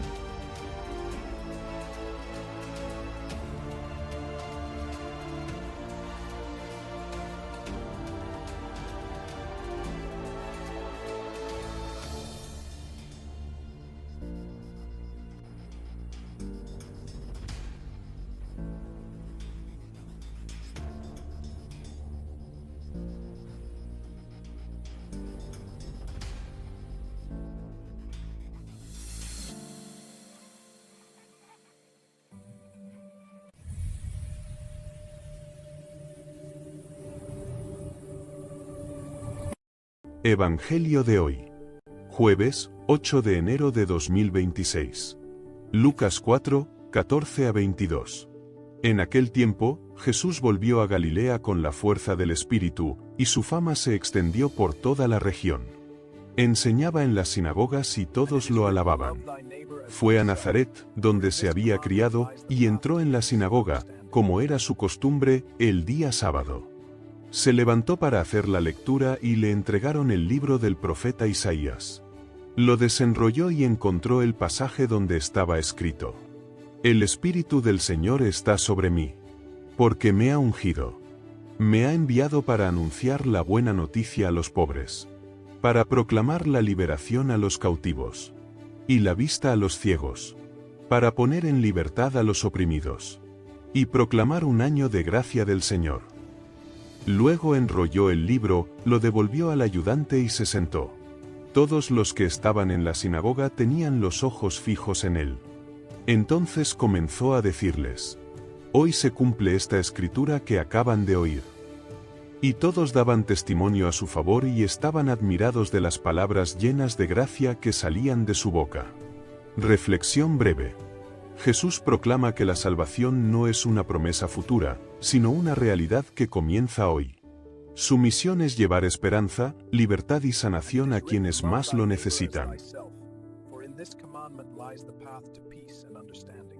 In the heart of East Africa, where the savanna stretches endlessly beneath a burning sky, the Hadza people live as they have for thousands of years. Their village is made of rustic bamboo huts, low and fragile in appearance, yet strong enough to endure wind, rain, and time. Smoke rises from small fires as the morning light filters through woven walls of grass and branches. Life moves constantly between the huts. Children run barefoot through the dust, women prepare roots and gathered food, and hunters sharpen arrows in silence. The cabins sway gently with the wind, their roofs whispering stories of past storms and long journeys. Every sound matters here. Every shadow is watched. As night falls, firelight turns the village into a living circle of shadows.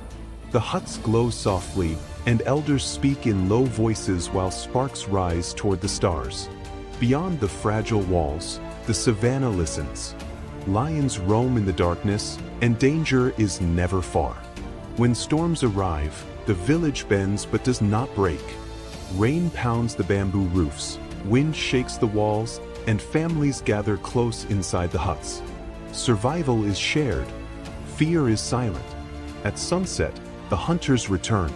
Their silhouettes cross the tall grass as smoke rises from the cabins behind them. No words are needed. The village breathes again. This is not a place of comfort or excess. It is a place of balance, between humans and nature, shelter and exposure, life and death. Here, among bamboo huts and endless plains, the Hadza endure, guarding a way of life the modern world has nearly forgotten.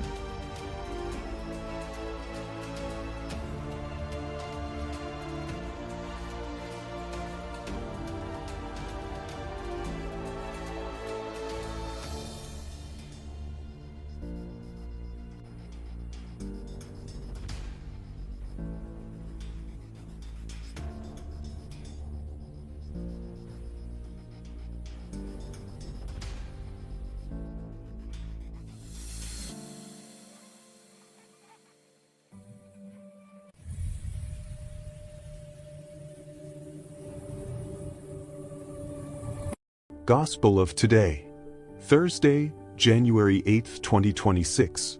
Luke 4 verses 14 to 22. At that time, Jesus returned to Galilee in the power of the Spirit, and news about him spread throughout the whole region. He taught in their synagogues and was praised by all. He came to Nazareth, where he had been brought up, and went into the synagogue, as was his custom, on the Sabbath day. He stood up to read, and the scroll of the prophet Isaiah was handed to him. He unrolled the scroll and found the passage where it was written, "The Spirit of the Lord is upon me, because he has anointed me. He has sent me to bring good news to the poor, to proclaim liberty to the captives, and recovery of sight to the blind, to set the oppressed free, and to proclaim a year acceptable to the Lord." Then he rolled up the scroll, gave it back to the attendant, and sat down. The eyes of all in the synagogue were fixed on him, and he began to say to them, "Today this scripture has been fulfilled in your hearing." And all spoke well of him and were amazed at the gracious words that came from his mouth.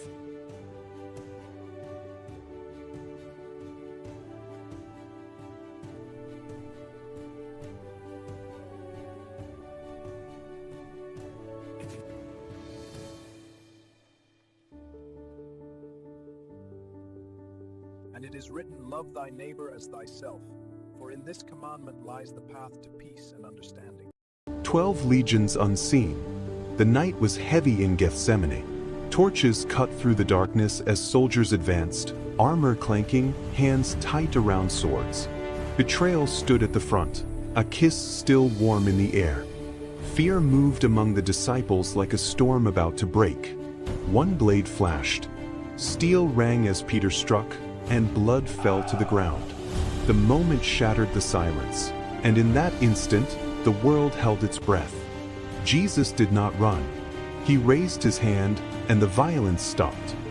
His eyes lifted not in fear, but in certainty, toward a sky that looked silent, yet was anything but. For beyond the veil of night stood armies unseen. Legions upon legions of angels waited, wings folded, weapons of fire restrained by a single command. At one word, the earth would split. At one breath, the soldiers would fall like dust. Heaven itself was poised to descend. And he knew it. "Do you think I cannot call on my Father?" he said calmly. "And he will at once put at my disposal more than 12 legions of angels?" The soldiers laughed, unaware how close they stood to annihilation. But no command came. The angels did not move. Power chose restraint. Authority chose surrender. Love chose the cross. Jesus lowered his hand and stepped forward, allowing himself to be bound, not because he was weak, but because he was obedient. Not because heaven was silent, but because heaven was waiting. The angels watched as their king was led away. And the universe learned a truth greater than force. The greatest power is not the ability to destroy, but the strength to save at any cost.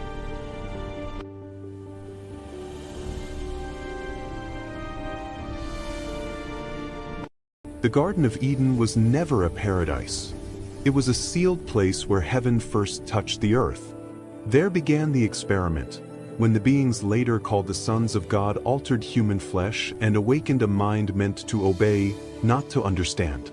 But one among them opened what should have remained sealed, and humanity awakened. That was the true sin, knowledge. Cast out from Eden, humankind multiplied and split into two paths. The lineage of Cain built cities of stone and towers of pride. The lineage of Seth remembered the voice above, and in the days of Enosh, men began to call upon the name of the Lord, and their cry once again reached the heavens. Then came the second transgression. The sons of God looked upon the daughters of men and descended. From that forbidden union the Nephilim were born, giants of immense strength and unrestrained will. They ruled by violence, feasted in arrogance, and filled the earth with corruption. The experiment had spiraled beyond control. Yet amid the noise and the pride, one man walked differently. Noah found favor.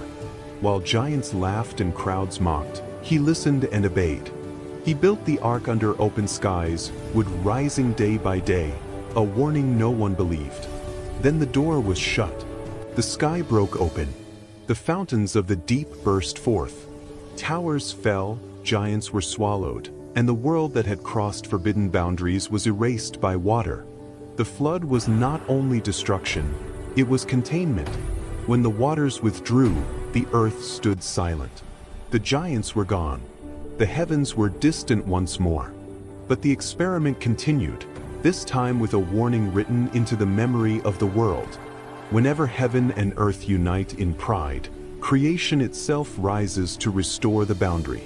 And that ancient story, though buried beneath water and time, has not yet reached its end.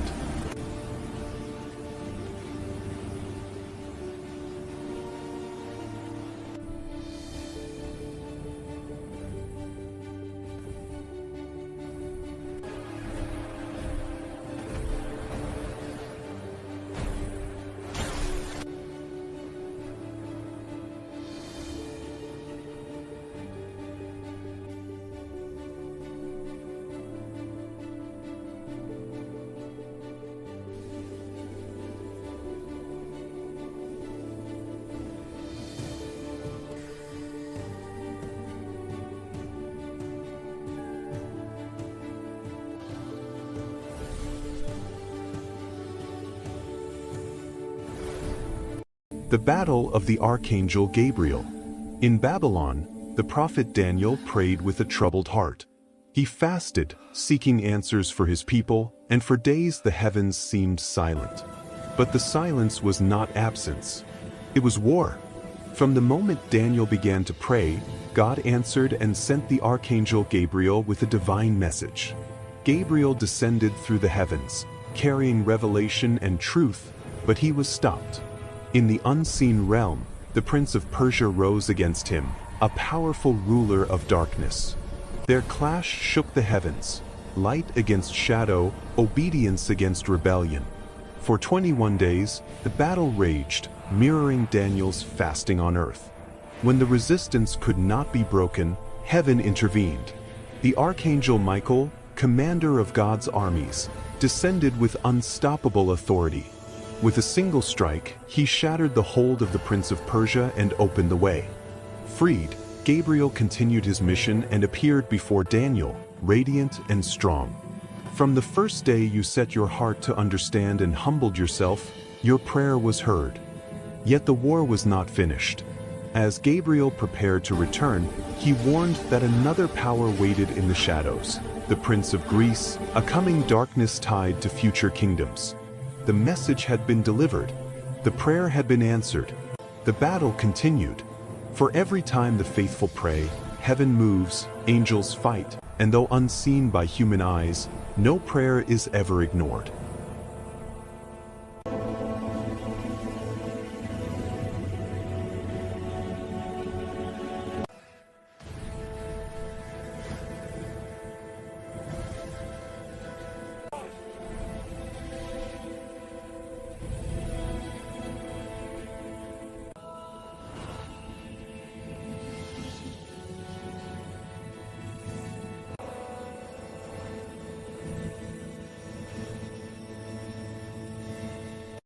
Under the broom tree, the desert showed no mercy. The sun burned high above, and the silence pressed heavily on the land. The prophet Elijah, exhausted from the long journey and the weight of his calling, finally collapsed beneath a solitary broom tree. His strength was gone. His spirit felt empty. "Enough, Lord," he whispered. "Take my life." There, between sand and shadow, Elijah fell into a deep sleep, overwhelmed by weariness and despair. Then a gentle touch awakened him. An angel of the Lord stood beside him, not with judgment, but with compassion. The angel spoke softly, "Get up and eat." Beside Elijah lay freshly baked bread and a jar of water. He drank and lay down again. A second time, the angel touched him and said, "Get up and eat, for the journey is too much for you." Strength returned not only to Elijah's body, but to his soul. He rose and began to walk. For 40 days and 40 nights, he traveled through wilderness and silence, until he reached Mount Horeb, the mountain of God. There, Elijah understood that he had never been alone. And so it is with us. There are moments when the road feels endless, when our strength fails and our hearts grow weary. But the Lord does not abandon us beneath the broom tree. He comes near, gives us what we need, and walks with us, until we are strong enough to continue. You are not alone. You never have been.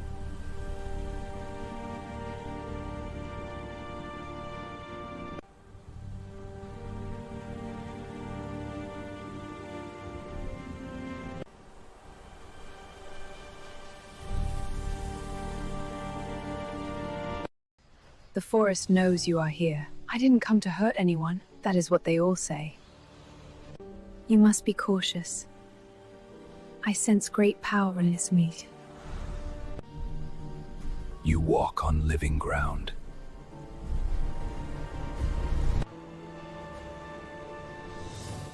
We are not separate from this world. Weapons hot, eyes open. This planet is watching us. Sir, the ground is glowing. You walk on living ground, metal beings. We're not here to fight. Captain, they're everywhere. Your fear shines louder than your weapons. This planet reacts like a nervous system. Then we're cutting deep. The Sky Invaders do not listen. then the world must answer. I was trained to destroy, not to feel this. Now you hear the planet breathe. Command orders full strike. There are villages out there! Defend the heart! They're everywhere! You have killed a memory older than your stars. Call it off. We finished the mission. I choose life. The Cyclops is the giant with a single eye, a colossal creature born from ancient myth, brute force, and isolation. Legends describe it as an enormous being with one gigantic eye in the center of its forehead, an eye that watches without mercy and never sleeps. Its body appears to be made of living stone, muscles hardened by endless labor and survival. The Cyclops lives apart from the world of men, dwelling in caves and desolate lands. It does not farm. It does not build cities. It hunts. It survives. It endures. Feared by humans and gods alike, the Cyclops represents power without law, strength without civilization. Yet it is not a mindless beast. It knows fire. It forges, remembers. In ancient times, the Cyclops was both monster and craftsman, creator of legendary weapons, master of iron and thunder. Its single eye symbolizes brutal focus, seeing only what stands before it, prey, threat, or challenge. The Cyclops is not evil by nature. It is ancient, it is alone, and it is unstoppable. Saving your friend in a zombie apocalypse during a journey through the pyramids of Egypt.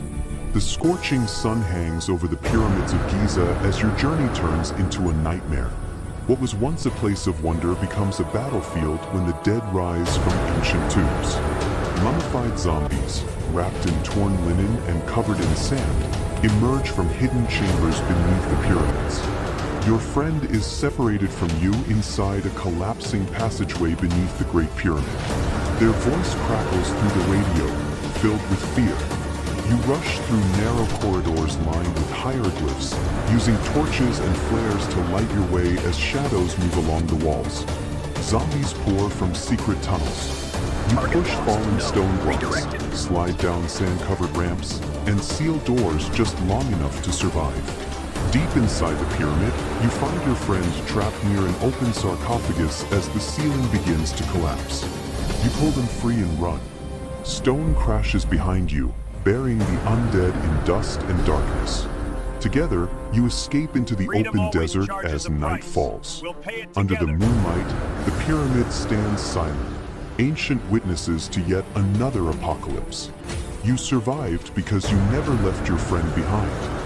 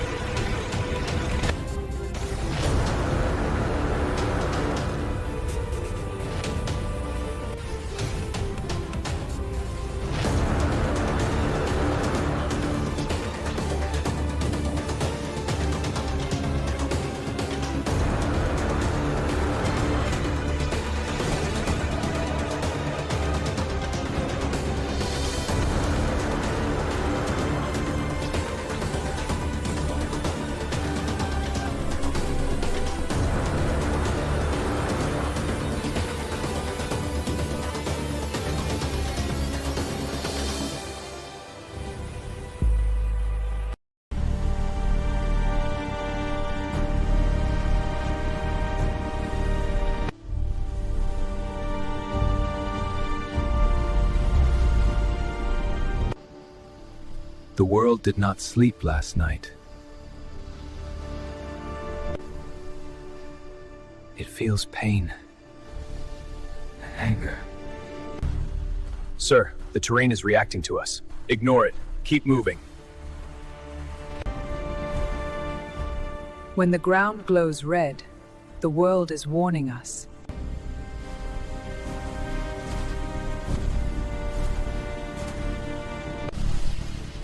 Increase extraction speed. The planet doesn't like this. It's responding.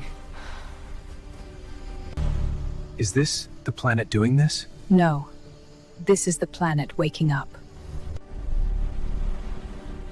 A guardian has risen. That thing wasn't on the scans! Target it. Do not fire. If we shoot, we start a war. Then we finish it fast. You were warned. Long before humanity, before even the first upright hominids walked the Earth, this planet was home to a non-human civilization, Atlantis. Its inhabitants were not human. They were reptilian humanoids, genetically advanced beings descended from an intelligence that arrived from the cosmos in a forgotten age. They did not conquer Earth, they selected it. Their biology was engineered for a young, unstable planet rich in geothermal and cosmic energy. Atlantis was not primitive. It was futuristic even by modern standards. Its cities floated partially above the ocean, held in place by planetary energy fields drawn from Earth's core. Towers of organic crystal and living metal rose from massive circular platforms, aligned with stars that no longer occupy the same positions in the sky. The architecture was not built, it grew. The reptilian Atlanteans mastered technology based on resonance, frequency, and consciousness. They did not rely on machines as humans do. They used the planet itself as their power source.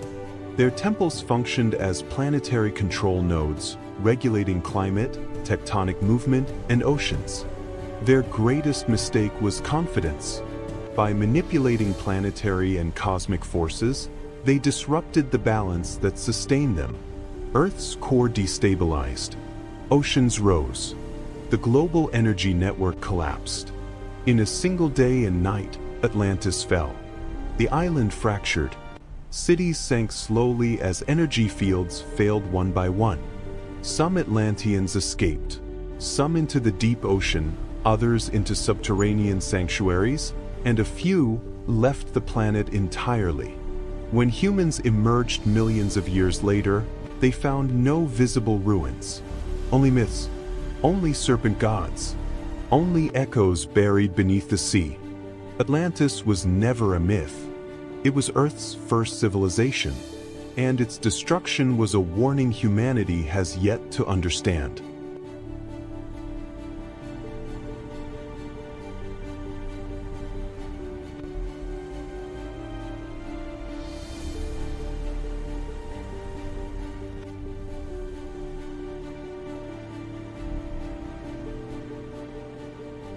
Before he became a hero, Hercules was marked by the hatred of the gods. Son of Zeus, king of Olympus, and a mortal woman, he was born with a strength the world was not ready to face. From the moment he was born, his fate was sealed. Hera, consumed by jealousy, tried to kill him by sending 2 giant serpents into his cradle. He did not cry. He looked at them and crushed them with his bare hands. Years later, Hercules grew into an unstoppable warrior, loved by the people and feared by his enemies. But tragedy struck when Hera, in a final act of cruelty, clouded his mind. Driven mad, Hercules committed the greatest sin of his life. He destroyed the ones he loved most. When the madness faded, only silence remained and guilt. Broken and desperate for redemption, Hercules begged for punishment. The gods answered with a sentence: 12 impossible labors, trials no man should survive. He slew the Nemean lion, whose hide could not be pierced. He defeated the Hydra, cutting off heads that grew back stronger. He descended into the underworld and returned alive, dragging the fearsome Cerberus into the light. Every battle bled him. Every victory brought him closer to death and closer to legend. In the end, Hercules was no longer just a man of strength. He became proof that even gods can fall and that humans can rise. When his mortal body finally died, the gates of Olympus opened. Zeus called him home, and the man who suffered like no other ascended as a god. Because Hercules was not great because of his strength. He was great because he fell, paid for his guilt, and never stopped fighting.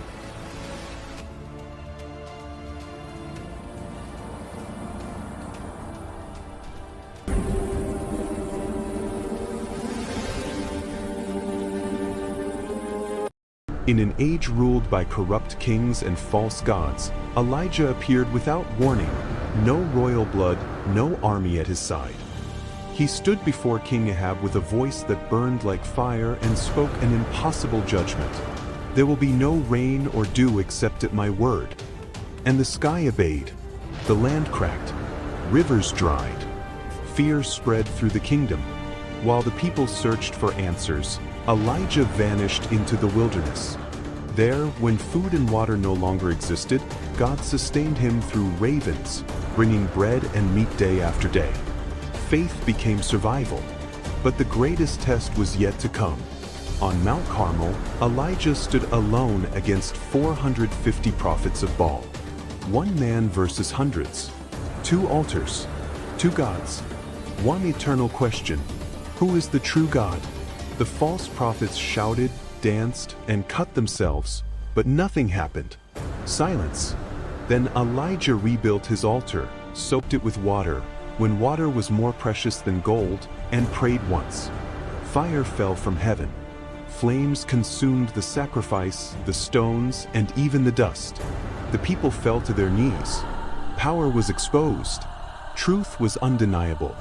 Yet even after victory, Elijah faced fear, exhaustion, and despair.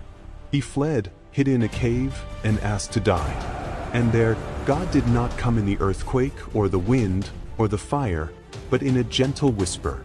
Elijah learned that true strength does not always roar. Sometimes, it guides quietly. His story did not end in death. It ended in ascension. A chariot of fire descended from the heavens, and Elijah was taken alive, wrapped in flame and wind, leaving behind a legacy that still burns. Elijah was not just a prophet. He was a warning, a voice against power, a man who walked between heaven and earth, and was claimed by heaven itself.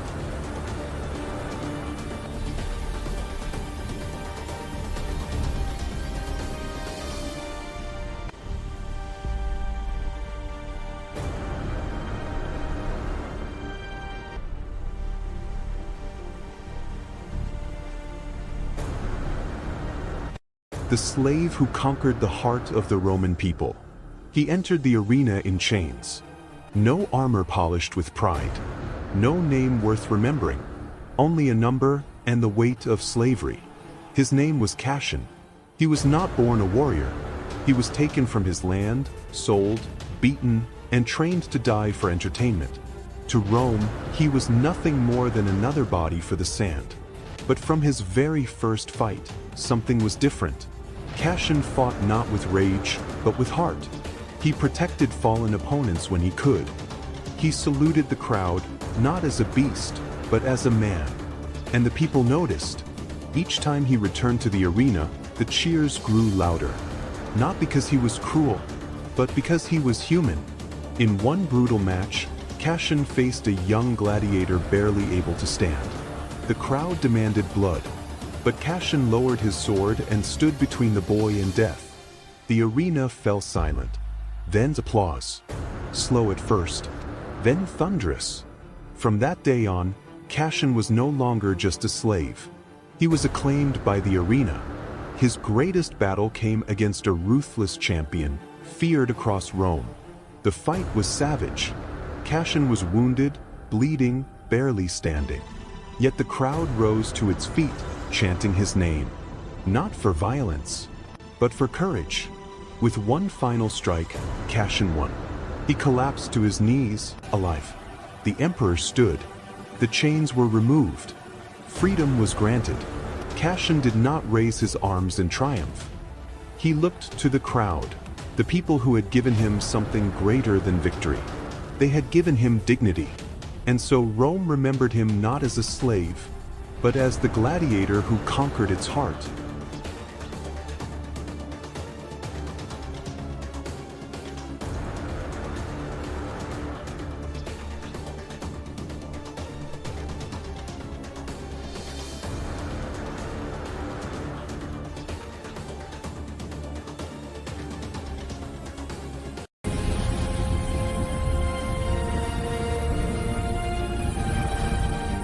"2 million years from now, Earth is no longer the world we recognize.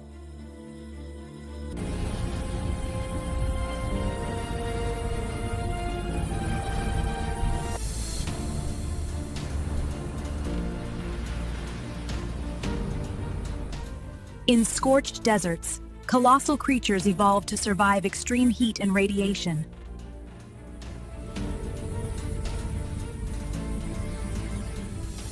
Of the storms, new Apulets rule the skies, born from wind and lightning.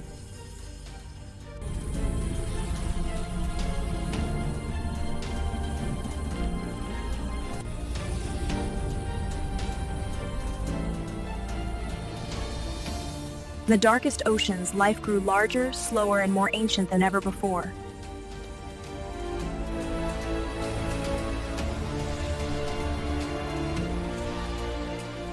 Now, some species no longer think alone. They think together.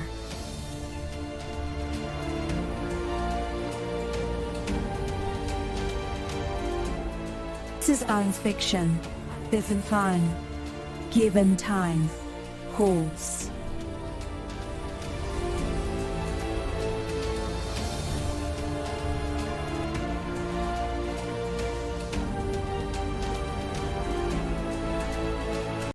It wasn't the roar of an animal that warned the forest. It was the sound. A deep, unnatural buzzing, low, heavy, mechanical, like the air itself was being torn apart. Scientists detected it first through acoustic sensors. Then the beekeepers found the hives. Silent, torn open, empty. Thousands of bees lay scattered on the ground, decapitated. There was no struggle. It was precise, efficient. The predator descended from the sky. The Asian giant hornet does not attack like other insects. It executes. Its massive orange head houses mandibles that don't sting, they cut. In minutes, a single hornet can erase an entire colony. Not for hunger, for dominance. When the first video surfaced, no one wanted to believe it. The insect was too large, too fast, too perfect. Its wings sounded like engines. Its stinger looked like a living spear. It didn't retreat. It didn't hesitate. It advanced. Bees, the backbone of global pollination, had no defense. And without them, balance collapses. Crops fail. Food chains fracture. Ecosystems unravel. This isn't a movie. This isn't a myth. It's a brutal reminder that nature doesn't need permission to become a threat. And it's already here.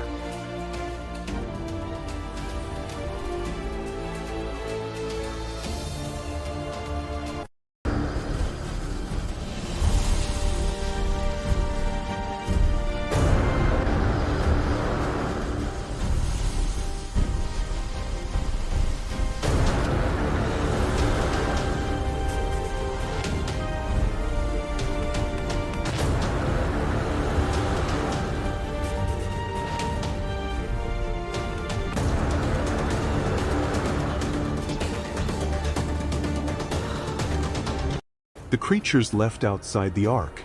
Before the first rain fell, the world already felt its end approaching.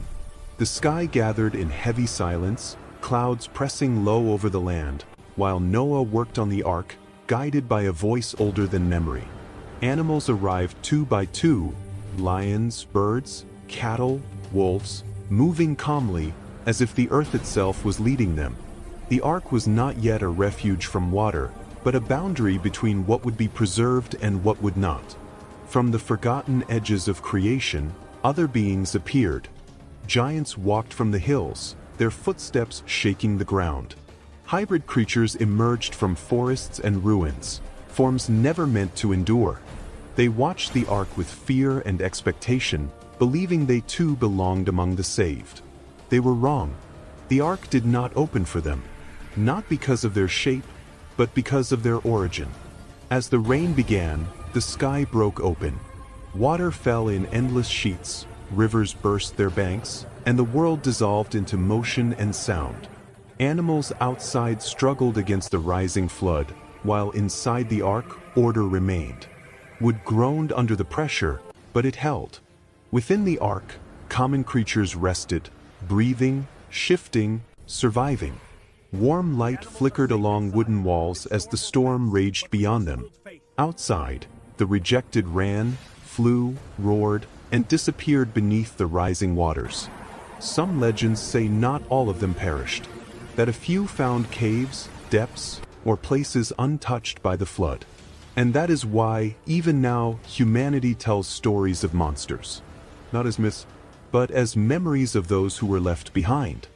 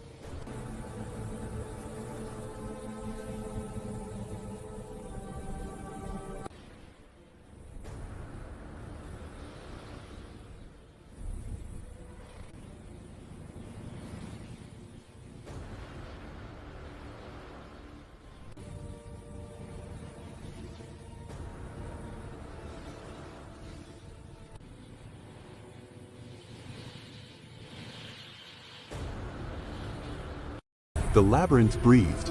Every stone wall sweated fear, every corridor seemed to shift and change. No one entered without losing something, or losing everything. At the heart of Crete, beneath the palace of King Minos, lived the Minotaur. Half man, half beast. A monster born from the punishment of the gods and fed with the blood of the innocent. Its breathing was deep and heavy, like a war drum echoing through the darkness. Its horns bore the scars of countless battles. Its eyes burned with eternal hunger. Each year, young lives were cast into the labyrinth as tribute. None returned, until Theseus arrived. He did not enter as a victim, but as a hunter. Son of a king, yet armed only with a sword, courage, and a vow to end the terror. Ariadne, bound by her father's fate, gave him the thread. It was not merely a path to escape, it was an act of defiance against fear. Theseus tied it to his wrist and descended. Darkness swallowed him. Endless corridors. Silence broken only by distant dripping. And then the sound. A heavy another, hoof striking stone. The Minotaur knew it was not alone. When they met, the air itself trembled. The beast roared, a sound torn from the depths of hell. Theseus felt the creature's weight, pure strength, mindless fury, centuries of confinement turned into violence. The battle was brutal. The Minotaur attacked like a storm, charging, shattering walls, trying to crush the intruder. Theseus moved on instinct, rolling through shadows, feeling the wind of the horns pass inches from his chest. One mistake meant death. Steel struck flesh and bone. Dark blood spilled across the stone. But the monster did not fall. In a brief moment of stillness, Theseus saw more than rage in the beast's eyes. He saw pain. He saw loneliness. A life condemned from birth. He did not hesitate. With a final cry, he drove the blade into the Minotaur's heart. The last roar shook the labyrinth. The beast collapsed, and with it, the fear that had ruled Crete for generations. Theseus stood alone, breathing amid ruins and blood. He was not merely a victor. He was a symbol. For thousands of years, humanity has looked to the sky searching for answers. But the sky did not fall silent out of absence. It fell silent out of disappointment. When the gods first descended, they did not come as conquerors. They came as teachers. In Sumer, they taught humanity to read the stars. In Egypt, they taught stone to defy time. In Mesopotamia, they gave writing so memory would survive death. They did not ask for worship. They asked for balance. But humanity learned quickly and forgot even faster. Knowledge became power. Power became control. And control became greed. Kings spoke with the voices of gods to rule. Priests sold the heavens for gold. Wars were fought in divine names the gods had never spoken. The gods watched in silence. They saw temples built not to honor, but to dominate. They saw sacrifices offered not from necessity, but from fear. They saw sacred knowledge used to enslave one human by another. And then came the final betrayal. Humanity tried to possess what was never meant to be owned. Immortality without responsibility. Weapons without wisdom. Power without limits. The gods were summoned, not to learn, but to obey. That day, the sky did not answer with fire. It answered with withdrawal. The gods did not die. They were not defeated. They simply left. They sealed their gates. They dimmed their voices. They left behind fragments, symbols, ruins, myths, and distorted memories. Not as punishment, but as a warning, for they understood something terrible. Humanity was not ready to be guided, only to command. And so the sky has remained silent, not because it is empty, but because it is watching from afar, waiting for the day humanity looks upward, not to ask for power, but to ask for forgiveness.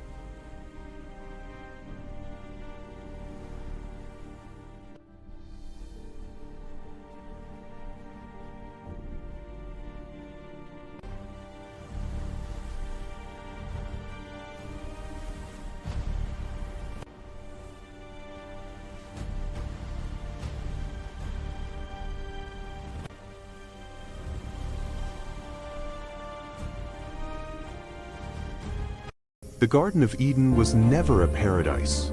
It was a restricted zone. What ancient texts later described as rivers of life and sacred trees were, in reality, energy conduits, biodomes, and genetic control systems.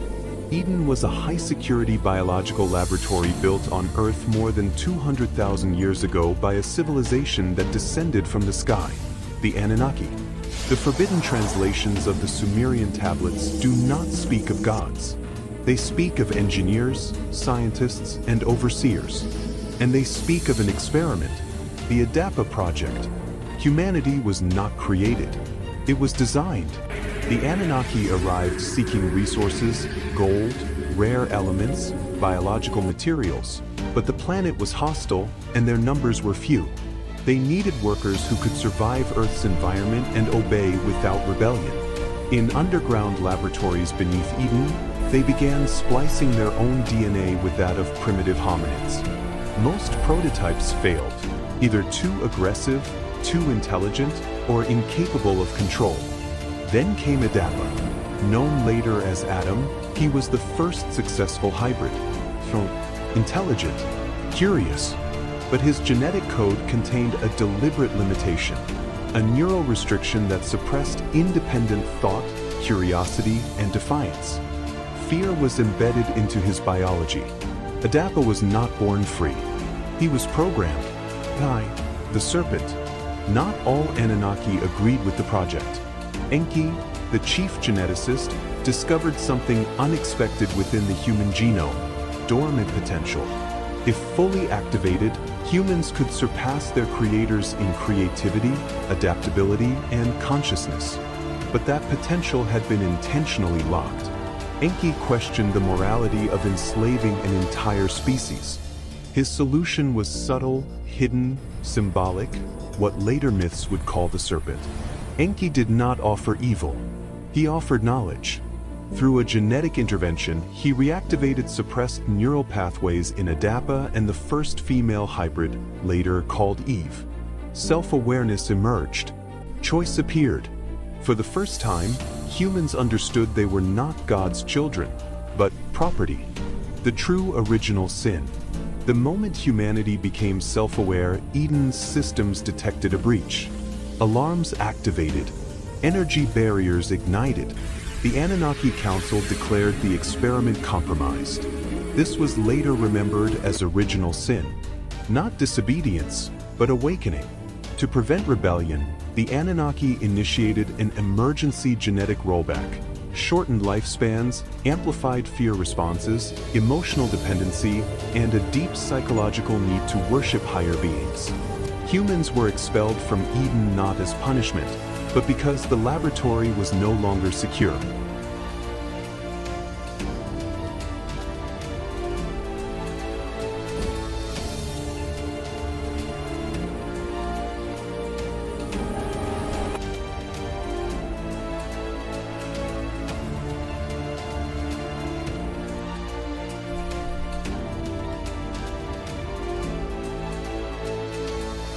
Before she became a monster, Medusa was a woman. In ancient Greece, when gods walked among mortals and divine decisions shaped human destiny, Medusa was known for her extraordinary beauty. Her hair shone like gold in the sunlight, and her presence inspired admiration, not fear. She was a young priestess in the temple of Athena, goddess of wisdom and justice, bound by a vow of purity and devotion. But the gods did not always protect the innocent. Poseidon, god of the sea, desired Medusa. One night, inside Athena's sacred temple, he violated her. The crime took place where holiness should have guaranteed safety. When Athena discovered what had happened, her anger did not fall upon the god who committed the act, but upon the mortal woman who had no power to resist. Whether from pride, rage, or divine cruelty, Athena chose punishment over mercy. Medusa was transformed. Her beautiful hair twisted into living serpents, hissing and writhing without rest. Her skin turned pale and cold, and her eyes were cursed with a terrible power. Anyone who looked directly at her would be turned to stone. Cast out and condemned, Medusa was exiled to the edge of the world. There, she lived alone among ruins and shadows, surrounded by stone figures of men and beasts who had crossed her path. They were not trophies of violence, but silent graves, victims of a curse she never chose. Over time, the world forgot the woman and remembered only the monster. Heroes spoke of her danger, not her suffering. When Perseus arrived, sent by the gods, he did not see the broken priestess beneath the serpents. Using the reflection of his shield to avoid her gaze, he struck while she slept and cut off her head. From Medusa's blood sprang Pegasus, the winged horse, and Chrysaor, proof that even from injustice, something divine could be born. Her severed head, still powerful, was used as a weapon by Athena herself. Thus, Medusa passed into legend as a creature of terror. But those who know the truth understand this. The Nephilim, giants before the flood. Before the Great Flood, the world was already falling. In the ancient days, when humanity still feared the heavens, the Watchers descended.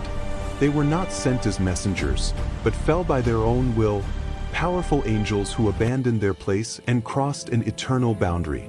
They looked upon the daughters of men, and desired what was forbidden. From that union came the Nephilim, giants of overwhelming strength. Their footsteps shook the earth and their voices thundered across the land. Where they walked, men fled. Where they ruled, mercy vanished. They built massive cities, raised stone thrones, and declared themselves gods among mortals. Their hunger was endless. Their pride knew no limit. War spread across the earth. Blood stained the soil. Violence became law, and creation itself groaned beneath their rule. What was meant for life was twisted by corruption. From the heavens, judgment was pronounced. The Watchers were condemned and bound in darkness, but the Nephilim remained, defiant, mocking the coming destruction. They laughed at warnings and trusted in their own strength. Amid this world of giants and ruin, Noah walked in quiet obedience. While the Nephilim feasted and humanity mocked, he built an ark beneath clear skies, guided by a voice only he obeyed. Then the day arrived. The sky broke open.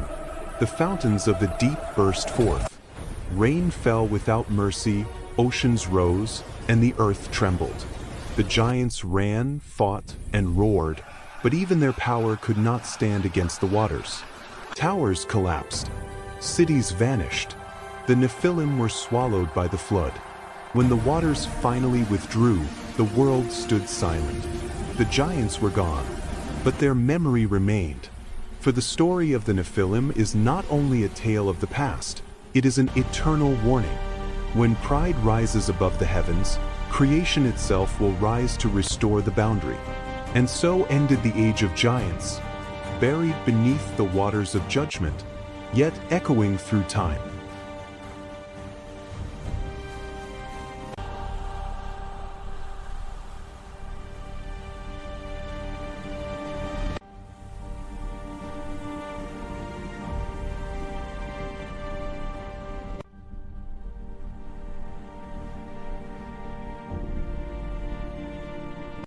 The story you know was not passed down intact. It was edited, not by mistake, but by necessity. From the beginning, there were texts that could not survive because they did not teach obedience, but awakening. They spoke of an inner kingdom, of a divinity without temples or intermediaries, and that made them dangerous. In those writings, Jesus was not a distant figure. He laughed, doubted, walked among a few, and asked for silence, not worship.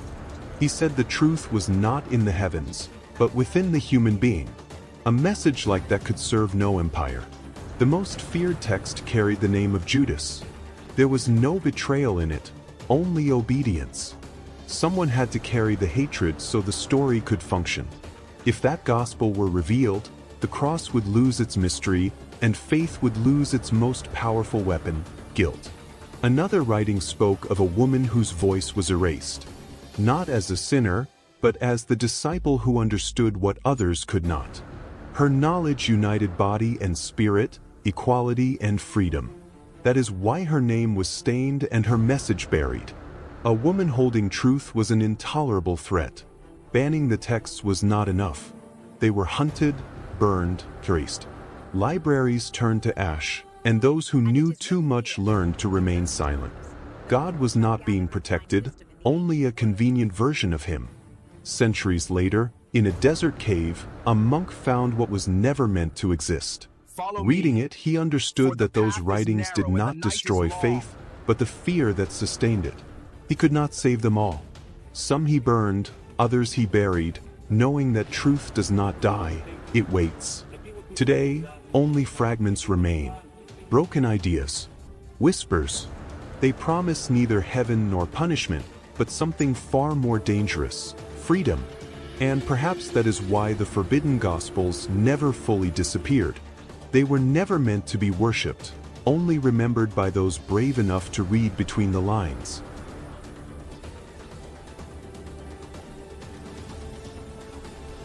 Long before humans learned to shape stone,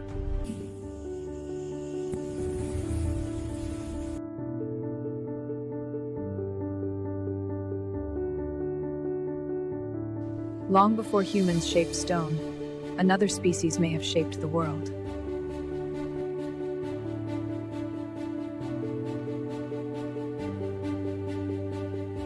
They were reptilian humanoids, highly intelligent, biologically adapted to a younger planet.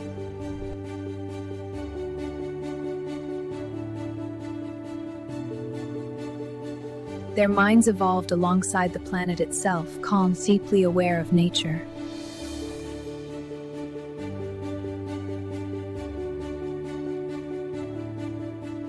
They built vast cities of stone and crystal, aligned with Earth's natural energy.